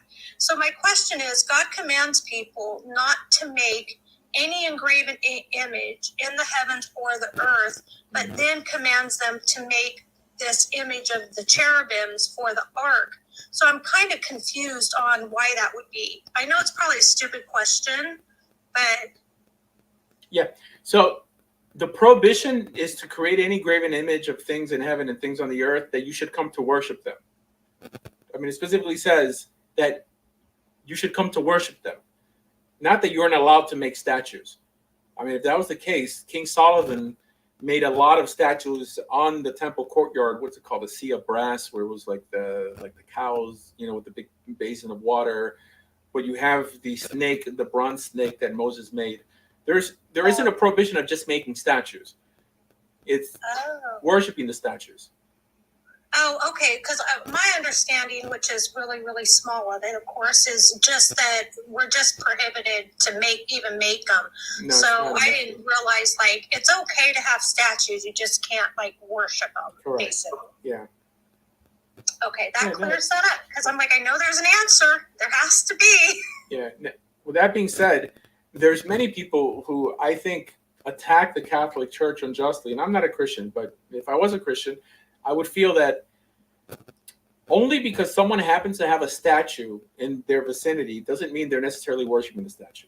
Now, yes, when someone begins to pray, there's a rabbi called Maimonides. He says that prayer constitutes worship. Okay, it constitutes worship when that deity expects you to do it or requires you to do it. That's the actual work, the avoda. But yes, only because someone has a painting or a statue doesn't necessarily make them an idolater. The problem is the word idol, right? Pesel in Hebrew, it signifies statue, but the Torah doesn't even necessarily focus on the word idolater. It's like in Hebrew, it's called avodat elilim, to worship other gods, right? The idea that people actually thought the statue was God himself is extremely rare, right? The average person felt that the statue represented some invisible God, not that the statue itself was God. But anyways, I try to give the Catholics the benefit of the doubt that at least most of them understand that only because there's a statue in the vicinity doesn't mean that you're an idolater. So, right. Okay, that has been eating at me, and so I asked a few other people, and they didn't have the answer, and I thought, well, I am sure Rabbi will have it, so next time I see him on a live, I want to come up and ask. So even in terms of housing statues, according to Jewish law, you're even allowed to have pagan statues in your house if they're nullified. Now, in order to nullify a statue, a Gentile has to do it. The way they would nullify a statue, that means an idolater statue, is by breaking a tip of the nose off, and I believe breaking the arms. It's interesting, if you look at a lot of the old pagan idols that have made it till now, a lot of them have their tip of the nose broken off and their arms missing, because that's a way to nullify a statue of Jewish law. I'm not making the connection to that, but it's just a coincidence. So it shows that you're even allowed to make money off this, off of idolatrous statues if they're nullified. But this is this appears in the Talmud like this. So if there's a statue of Jesus in your house, would that be considered an idolatry statue? Or if you're not worshiping it, it's just a statue. No, right? So it would be idolatrous because other people worship it. Oh, yeah. Okay, I get it. It doesn't matter if you're not the only one worshiping it. If it's something that's normally worshipped, it's considered idolatrous. There's even a prohibition, I guess most people don't know this, to make the images of a star.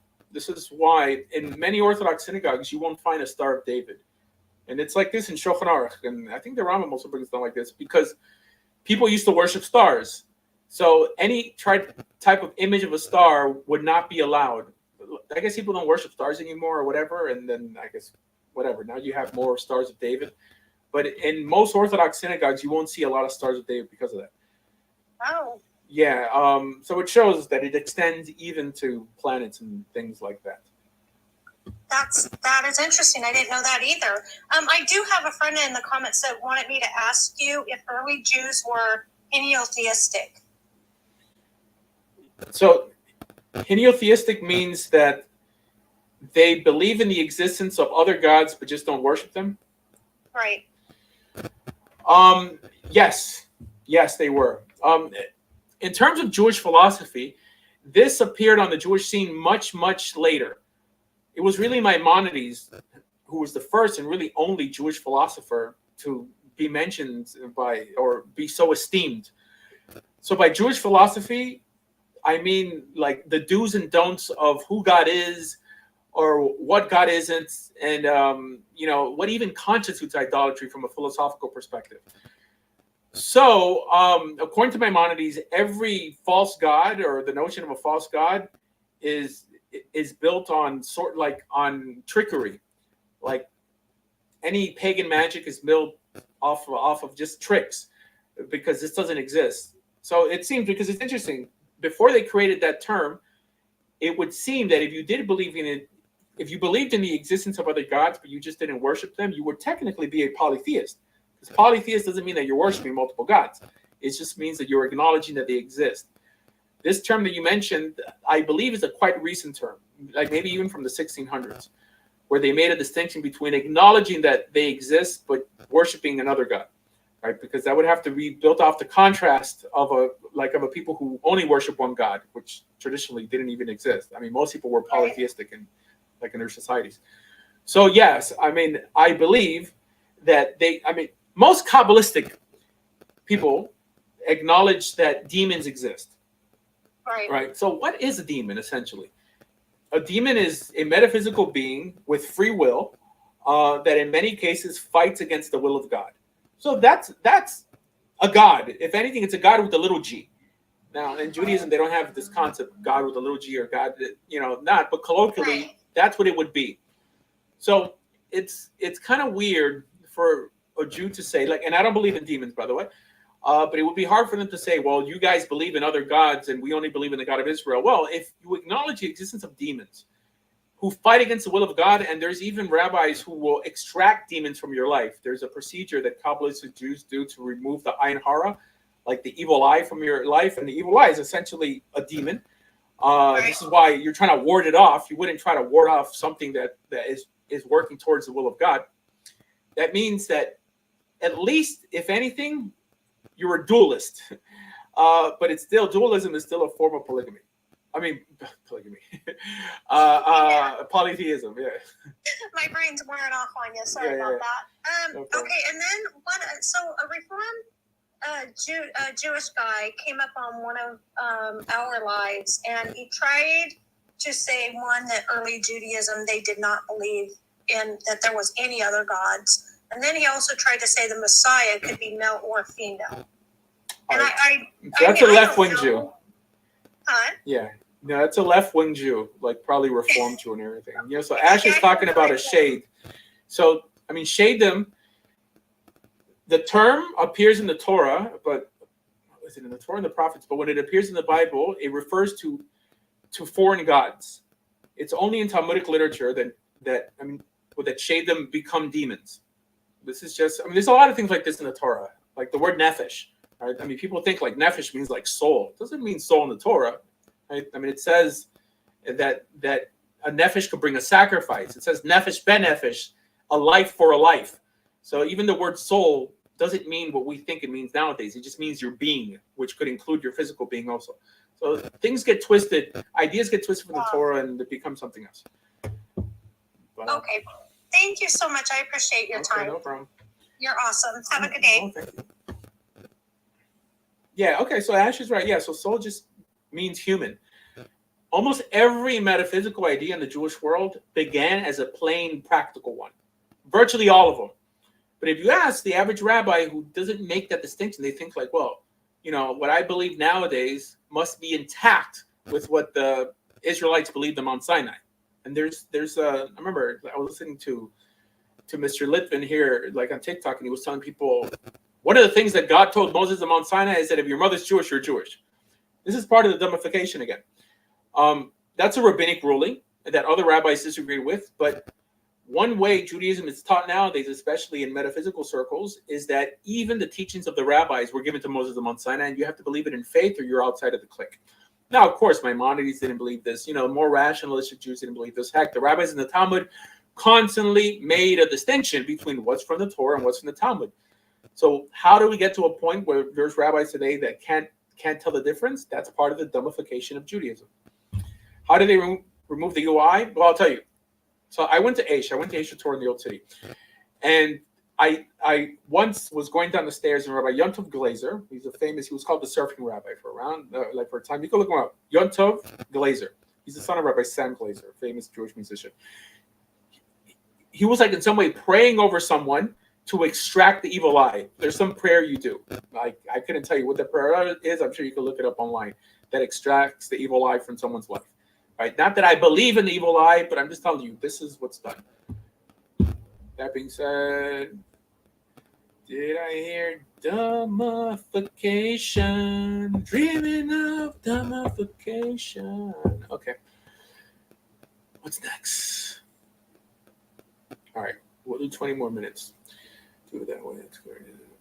Yes, but modern day Judaism unfortunately believes in demons. There's even this notion of a dibuk, which is, I think, that's a post-practical Kabbalistic idea of a displaced soul.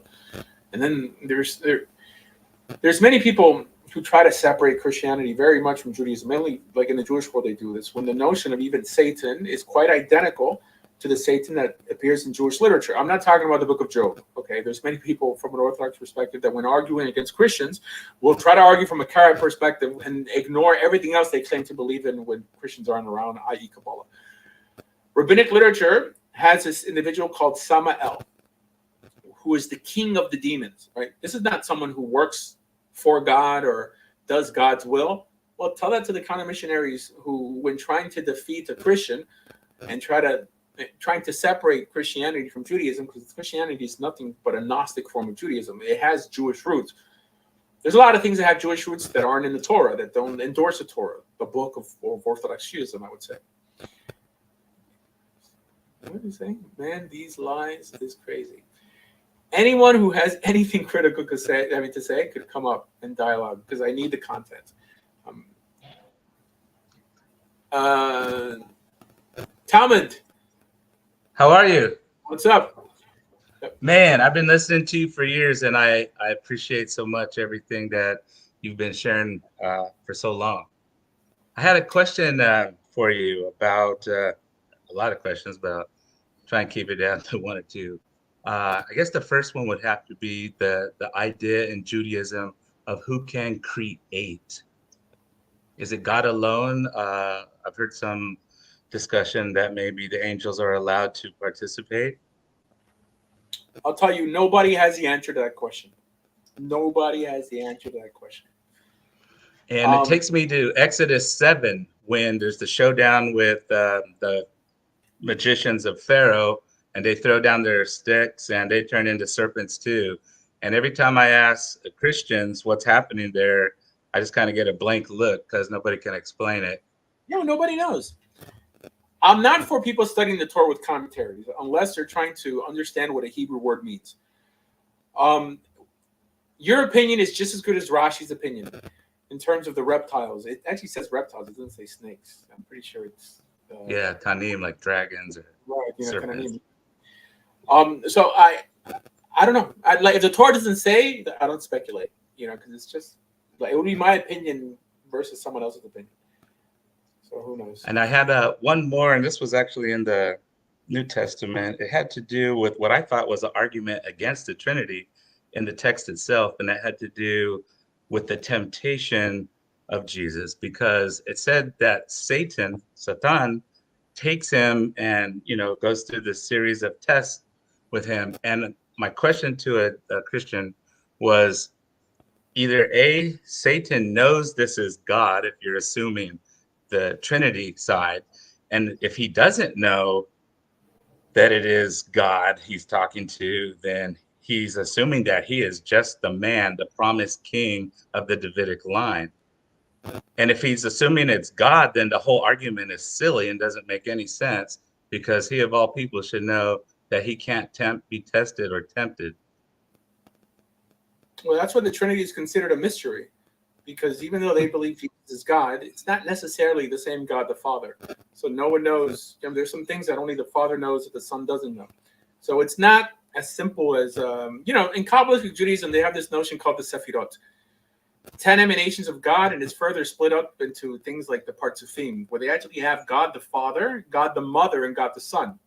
Go figure. And depending on what Kabbalist you get to break them down, you get a different rendition. There's one that teaches that God has reproductive organs, right? And within the Sefirot, there's a Zeir Anpin, there's the Atzilut. I think it's called Atzilut, right? Where Chabad is based of. Chachma Bina Das is the Godhead, the Kabbalistic Godhead. So who knows? I mean, who knows if some lower emanation of God is limited in a certain area and another emanation is more all-encompassing? I don't know. Like, I don't believe in these emanations anyways, but just I'm trying to compare apples with apples here. Doesn't that tear down the notion of God as one?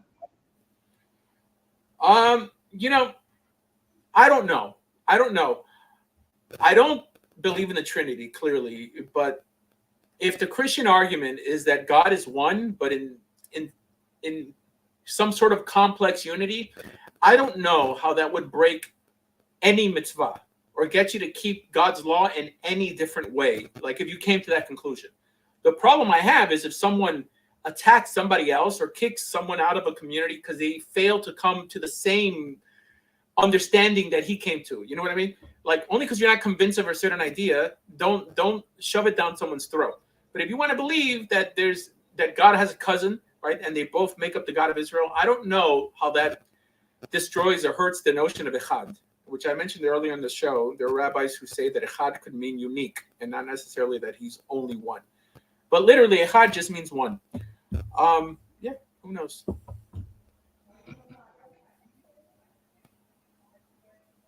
I had one more question for you. I was reading Sephoria on the mitzvot of the tzitzit, and it said that a non-Jew is not the tzitzits of a non-Jew are not valid.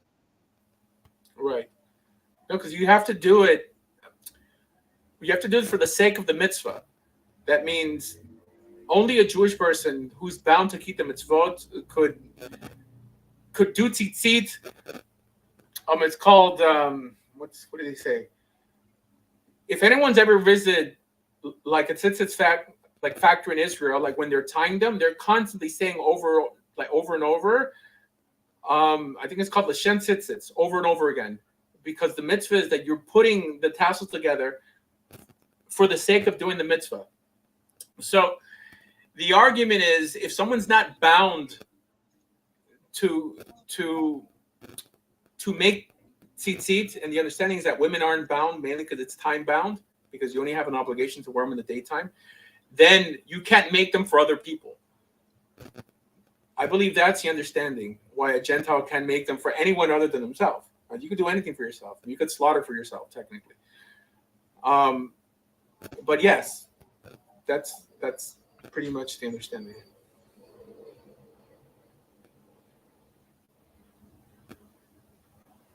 Very good. Very good.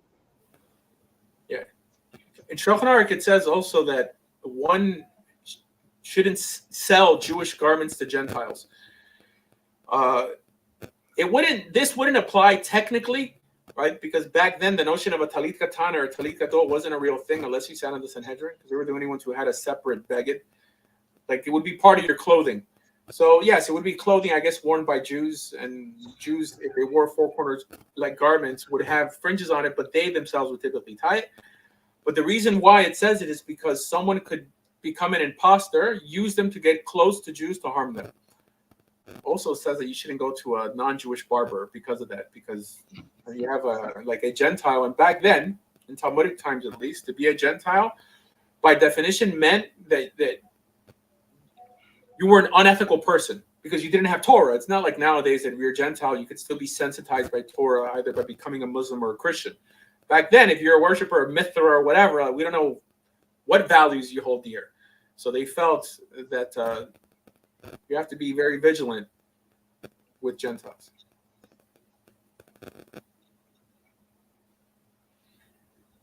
Anyways, next topic. What do you are your beliefs on the if somebody wants to wear the hamsa? It's interesting. I mean, the Hamsa is appreciated by many different cultures, and I don't even think it stems from Judaism. Right? It's called the Hand of Fatima, like by Muslims, the Hand of Mary by Christians, and we call it the Hamsa. I mean, some people say that it's the Hand of Yaakov, right? I mean, reaching out to the heel. I don't know. I mean, and it's always tied to the evil eye. So I don't know. I'm not. I mean, the whole Ayin Hara thing seems problematic to me. But is it allowed? I guess it could be allowed. I don't know. It's nothing you'd wear to shul, would you? The what? You wouldn't wear it into shul, would you? There's many. I mean, once I was in a shul and they had a cake in the shape of a hamsa. So yeah, I mean, it's very common for people to have. I mean, there's sidurim that have a hamsa on it. Yeah, no, it's a common thing. Most people in Judaism, they're more culturally part of Israel instead of religiously part of Israel. I mean, yeah, it's not. It's a shame. It's a shame. No, Kabbalah's big on it. But if you walk down the Arab street, I mean, they appreciate the Hamsa just as much as every other person. Is Ariel Cohen a big Kabbalist? Who? Ariel Cohen. Oh yeah, it's funny. I interviewed him once, and I never put up the interview because it was just so I didn't understand what he was talking about. One, he speaks with a very bad accent because he's Israeli. But it just wasn't entertaining because he was talking the whole time and it was just so mystical that I'm like, I couldn't really do anything with the recording. Yeah, this must have been like 10 years ago. And yeah, people could look at his stuff. He's a Messianic Israeli guy. Yeah. Ariel Cohen, yeah. Is it Cohen? No, Ariel. Is it Cohen? Yeah, Cohen. Okay, fine. Welcome, Meow. Hey, what's up, bro? With the dog picture. Yeah, you like that? Yeah. What's up? Hey, man, I just wanted to talk about, I'm not going to mention a who or what, but earlier today you were on a live with me, and I witnessed somebody, and this is the topic I wanted to talk about, baseless hatred. Like I've heard things about you. Yeah. Of course, everybody has, but like at least you can defend what you say, and I respect that. But I saw an example of the baseless hatred towards you. Yeah.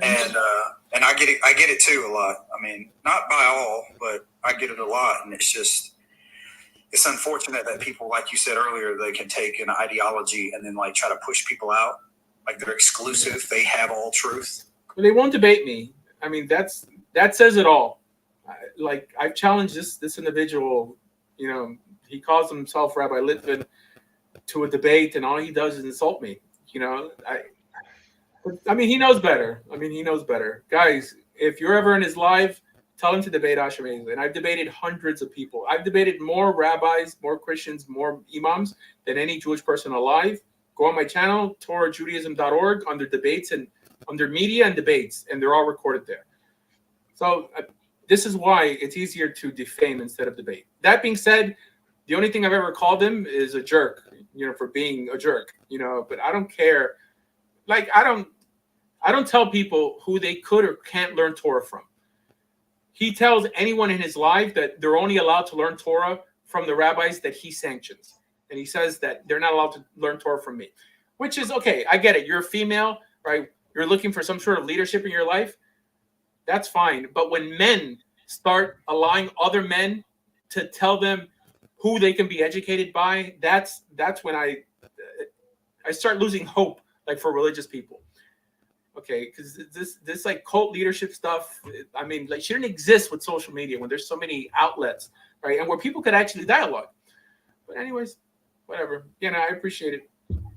Yeah, it's unfortunate because it's not limited to your situation. I mean, it happens in all, I guess, cult groups. Yeah, no, as long as people are respectful, a dialogue could take place, right? I love dialoguing with people who disagree with me because that's how I grow. Right when someone refuses to dialogue and all they want to do is make fun of you, it shows that there's some fear there. Because what's the easiest way to deplatform someone? The easiest way is to show the person doesn't know what they're talking about. And the way you do that is by a discussion that's recorded. All these lives are recorded. By the simple fact that they don't want to do that is because they feel that they can't do that successfully. So they'll scare people into not listening to your lectures. They'll say, this guy's going to make you a heretic. He's an undercover Christian. You know, whatever. It's silly. But it's slanderous. It's slanderous. Yeah, it's slanderous. It's not true. Also, by the way, I'm not a Christian. Yeah. You know, I'm not a fake rabbi. I'm not a fake Jew. Whatever other things he says about me. But it's fine. Well, I salute you, bro. I appreciate all you do. I mean, this is one of my questions I've asked a lot of Jewish friends that I have. I'm like, what are you doing proactively to be a light to the nations? And, you know. Well, in his defense, he belongs to a group called Chabad that does believe in reaching out to people who are born Jewish only. I expand that to include everybody, right? I don't see a difference between an irreligious Jewish person and an irreligious Gentile person. It's everyone is as equally worthless as they are equally special to me. People are distinguished by their actions. And that's how I see the world. I think if you see it any other way, then it makes you a bigot. I mean, if someone says, I'm only going to take care of people who have Hebraic DNA, what you're saying is that your God sanctions this, right? Your God's a bigot. You know, like not my God. I mean, my God sees the potential in everybody to reach great heights. And people just need that opportunity. People just need that push. And that's what I'm here to do. That's it. I appreciate that, bro. Well, you have a blessed evening, all right? Okay. Thank you. Hey, how's it going? The Golem of Prague. Welcome. Just in the spirit of what you're talking about, I just want to apologize to you formally because I was a little bit rude to you. You may not even remember it, but there was a live a couple weeks ago, maybe, and I was just getting all flustered and frustrated. And maybe you didn't notice, but I feel like I just wanted to apologize to you. Oh. All right. Well, thank you. I don't remember, but thank you anyways. It's always to be. Well, I really enjoyed your. I've been here for about an hour and a half, and I really enjoyed your whole yourself. And I just wanted to say that. Well, I appreciate you, Golem. That's very nice of you. It's very nice of you. That's it.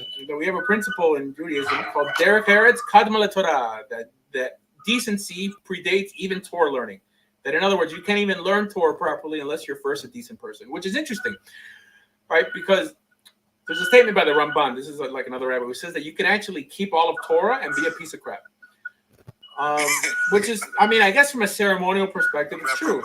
I mean, someone could keep Shabbos. I don't know how people take the verse that God commands us to be holy, where it says Kadoshim to you, it says you shall be holy as I'm holy. I think that itself should square you away. But that shows that the Torah, I'm going to mute you for a second. But it shows that the Torah is not there to make you good. It's there to make you better. If you're a crappy person and you come to God, right, your religiosity is going to look crappy. And we know a lot of people who are like this. Look at the Black Hebrews, right? I mean, every other word in their mouth is a dirty word. Whoa. Well, I'm not talking about you. Like, you know what I mean? You know, like the IPUCK. I mean, you know who I'm talking about. All right. Okay, yeah. Super K. Present company excluded. I mean, like with the General Yohanas, and even General Yohana was always nice to me. That's only because he thinks you're an Israelite, by the way. Okay, well, whatever. You know, and if you're a decent person and you come to God, you will shine that much more, right? It's like if you're a jerk and you're poor, right? Like you'll be just as much of a jerk if you're rich. But if you're a decent person when you're poor, you'll be a nice guy when you're rich also. So, yeah. It's I wish the Torah alone had the power to change people, but only people could do that. And this is the only way God could reward you for actually changing, because you have the power to do it. And he's just there to polish you up. The Torah 100% can change people. Well, it's because you're a fanatic, bro. Okay, if someone makes their life pliable, right? And even from that perspective, if someone humbles himself to such an extent and they cry out to God and they say, God, I want to change, right? Then yes, God can help you. But you still get the credit because you humbled yourself to that point. But the idea that just by keeping commandments, that itself is going to make you better, I think it'll make you better. I don't think it's going to make you good, right? You first have to be good or decent to come to that conclusion. So the law is going to turn a thief into somebody who doesn't steal. The law is going to turn an unaliver into someone who doesn't unalive. The law is going to turn a graper into someone who doesn't grape. The law is going to turn a fornicator into someone who doesn't fornicate. Yeah, you're talking about like the most extreme examples. Okay, well, there's a lot of things that the law doesn't command you to do. I mean, but the law doesn't command you to be a sweet person. The law doesn't command you to love your wife or your kids, by the way. But the law doesn't tell you don't litter. The law doesn't tell you don't you have to bathe, right? I mean, be mindful like of your body odor. I mean, it doesn't command you to be a decent person, right? It just commands you to not break these major commandments. That means it's kind of like American, civil society. Like liberty is wasted on people who are not religious, because our understanding of liberty could only really function with a society that feared God. If not, everyone would find ways to break the law and harm each other. This is why the planet is in the state that it is now. The country's in the state that it is now, because it's less religious. Okay, I mean, the law doesn't tell you to eat either, but I think people eat. When you talk about bathing, I'm pretty sure bathing is intuitive, right? Like, no, I'm just saying as it affects other people. In terms of being a jerk, it would have to be tied on how your behavior affects other people. I'm not like, you don't got to brush your teeth if you live up on a mountain, all right? Like, you don't got to bathe, okay? But you're in the New York City subway, and tienes una pesta de grajo hacer. I don't know, what I'm talking about, but you stink, right? I think it's like being in a bad mood, right? Obviously with other people. Okay, I mean, if I was on a mountain, I'd still bathe, to be honest with you. Rabbi, that wouldn't fall into Wahavta Lareka Kamoka. Love your neighbor as yourself. Well, I don't know. I mean, what are the parameters of love there? I mean, you wouldn't want to be around smelly people, so I guess you would not make yourself be smelly. That's a good point. I actually like that. That's a good point. What if you like being around smelly people? I don't know. That's a good point. That's a good point. You get kicked out of the camp for real. Yeah, guys like that in the army.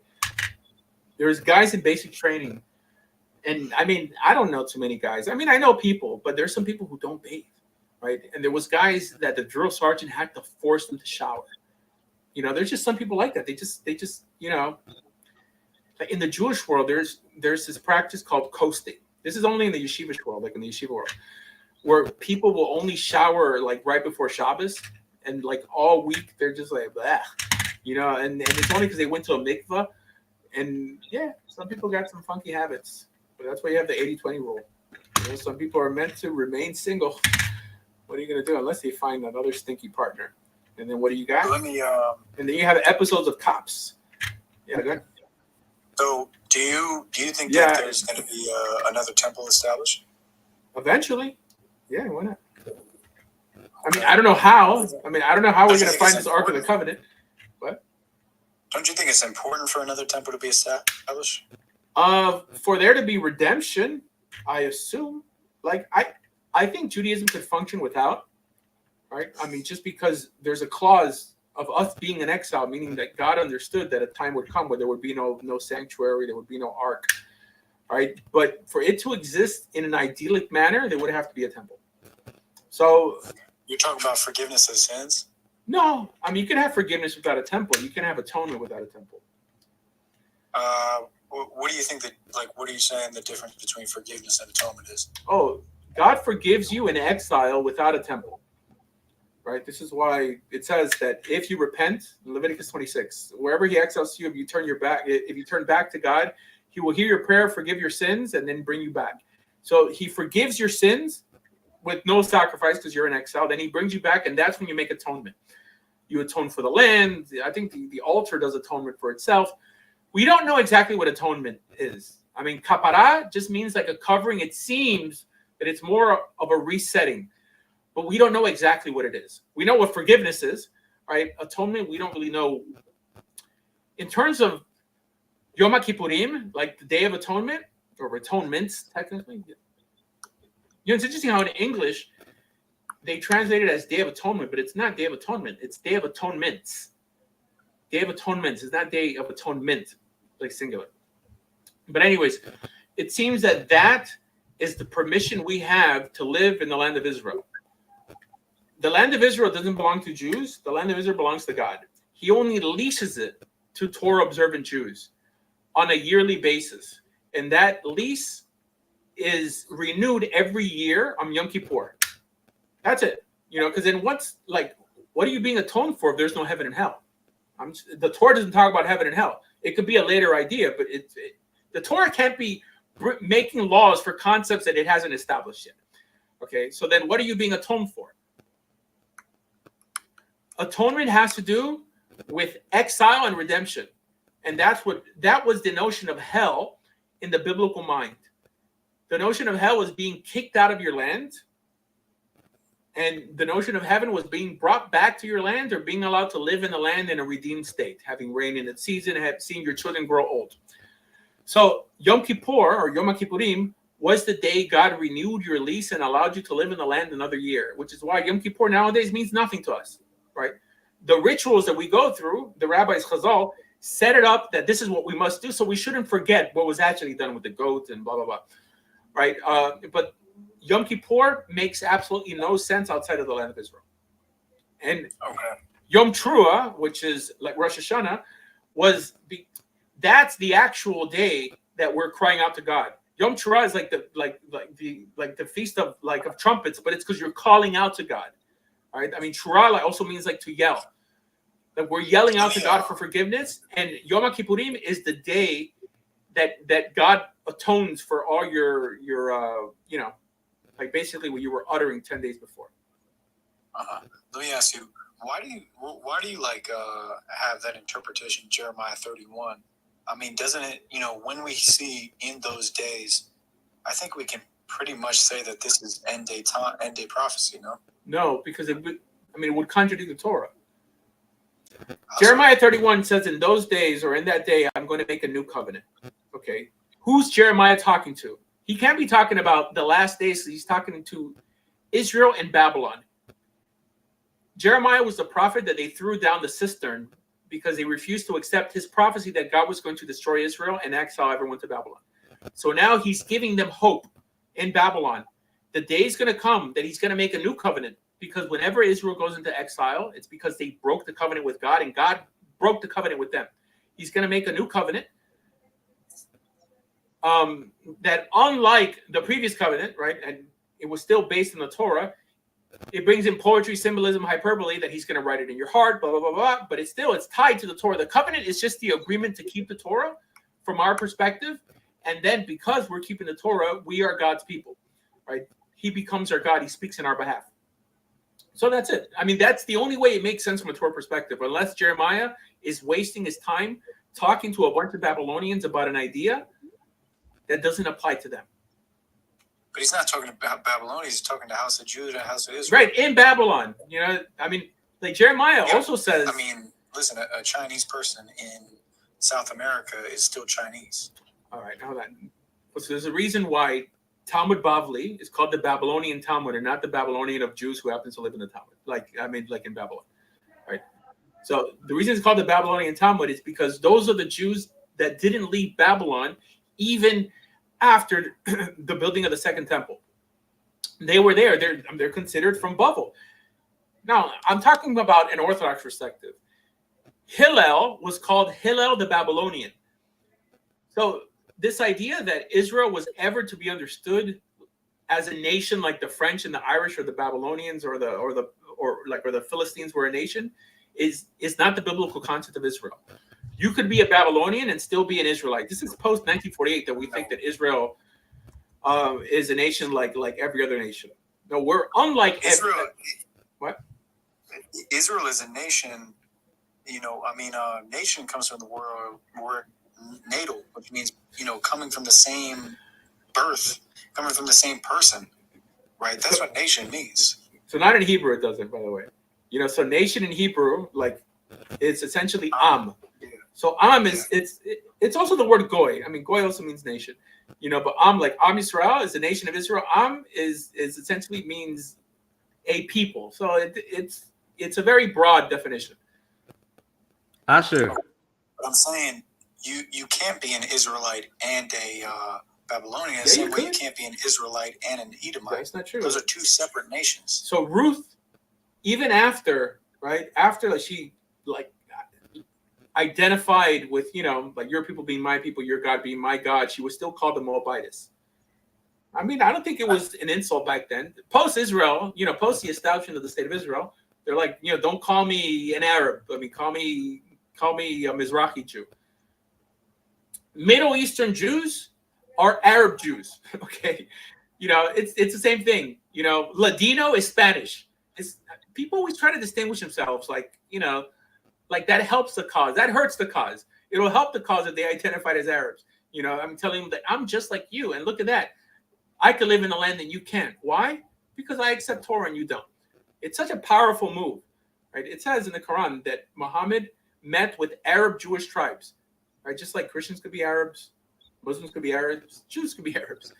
But now, post 1948, Israelis in ethnicity. Ruth was a Moabite who became an Israelite. Her being referred to as the Moabitess before or after. Yeah. I didn't read that, but I'll take your word for it. That shouldn't be said, right? I mean, that's not loving the foreigner. I would say no. Now, why would that be an insult? Bro, if you're Puerto Rican, right? You want to be a Puerto Rican Jew, American Jew, like, why is it offensive? No, just call me a Jew. That's different. Why? It's the same thing. Non-biblical nations. I mean, it's different to identify as a Puerto Rican. Have you met Puerto Ricans? No, I'm kidding. Of course, bro. I live in the Bronx. That's crazy. I'm kidding. Yeah, I mean, she became an Israelite for sure. I don't know. Whatever. I mean, this is a fair disagreement. I don't think that back then people would have been offended like that. Right? It's like I'm an American first and a Jew specifically. But the notion that it's a conflict of interest, right, or two opposing ideas, like I don't see it. People try to limit your speech and try to get you to say things. Oh, but are you a Jew first or an American first? What does one have to do with the other? One's my religion and one's my nationality. Oh, no. Being Jewish is part of a nationality. Post 1948, not according to the Torah of the Talmud. What? It's the nation of Israel. No. Okay. So the nation of Israel could be made up of people from many other nationalities. It had nothing. I mean, it says in Isaiah, is it 56 or 55? I think it's 56. It says, let the Nochri not say that God would exclude me from his covenant. The idea of Vaftim the Ger, to love the convert, Ger no Tone, like don't mistreat the convert. Rashi says there that is anyone from the outside, even people who happen to be Jewish, who look different, who speak different, and who could be in the covenant. Don't mistreat people who look different. Don't be cliquish. That's what he's, trying to say. Right? I mean, the idea like we're a nation. Yeah, we're a nation like Muslims are a nation. Right? Muslims call themselves the Ummah. Ummah is the nation of Islam. I mean, it comes from the same word. Right? Ummah is Arabic for Am. Right? They're a nation united by belief and blood. Right? But, I mean, you could be a Puerto Rican Muslim. You could be a Dominican Tigre, Diablo, Plátano. Right? I mean, you could be a Dominican Muslim. Blood, what? The majority of Muslims aren't even Arab, so it's like they're not even by blood. Oh man, why you gotta pronounce it like Arab? I mean, you have to let everybody know you're a black Hebrew. Arab. I mean, who are the only people who say Arab? Listen, man. You remember those shirts, those long T-shirts? They were called Arabs. No, you remember? Maybe that's before my time. Yeah, this is Soulja Boy. Have you heard of Soulja Boy? Oh yeah, I have. Soulja Boy, Listen, man, this was a good talk, but listen. Ruth was an Israelite for sure. She became an Israelite.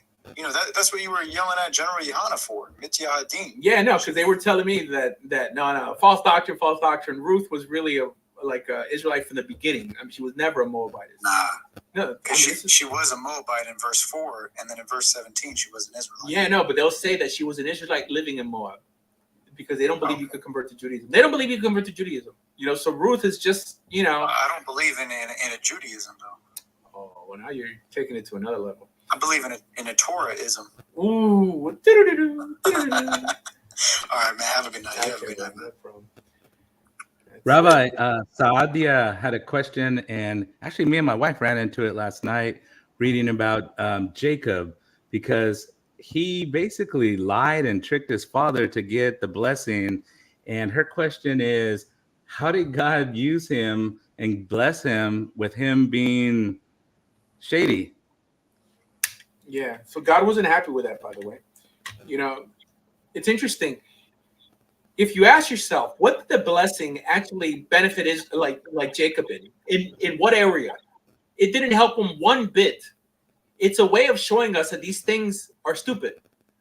Jacob had to fight for everything he got in life. That blessing helped him in nothing. Right? When Benjamin is taken, like during that whole ordeal of the famine, and then the brothers going back and forth, Jacob says, God is paying me back for all I did in my youth. He acknowledged that what he did to Esau was wrong. Only because biblical characters act a certain way, we're not commanded to emulate biblical characters. We're commanded to emulate God. So yeah, I mean, it was wrong, you know, for Jacob to steal the blessing from his brother in a conniving way. It was wrong, you know, for Sarah to mistreat Hagar, which, like, by the way, there's many commentators who say that she was wrong for doing it. Although, because it exists there's many commentators who will say, oh, you see, it's okay for us to lie. It's okay for us to do this. Well, they're not Jewish. They're not this. That's not the message. You have to read it in context. So God could use many different people, but it doesn't mean that he's using them because they're super holy. I mean, they're probably better than the people around them. Right? It says about Noah. Like, it said that he was righteous in his generation, right? Compared to those in his generation. Not necessarily that he would be compared to Abraham, right? Because Abraham argued before God was going to destroy people who might have been innocent. While Noah just said, fine, I'll build a belt, and he didn't try to help people stay alive. Anyways, I think on that note, we should just step out. All right, guys, thank you for stopping by. Follow the host. Yeah.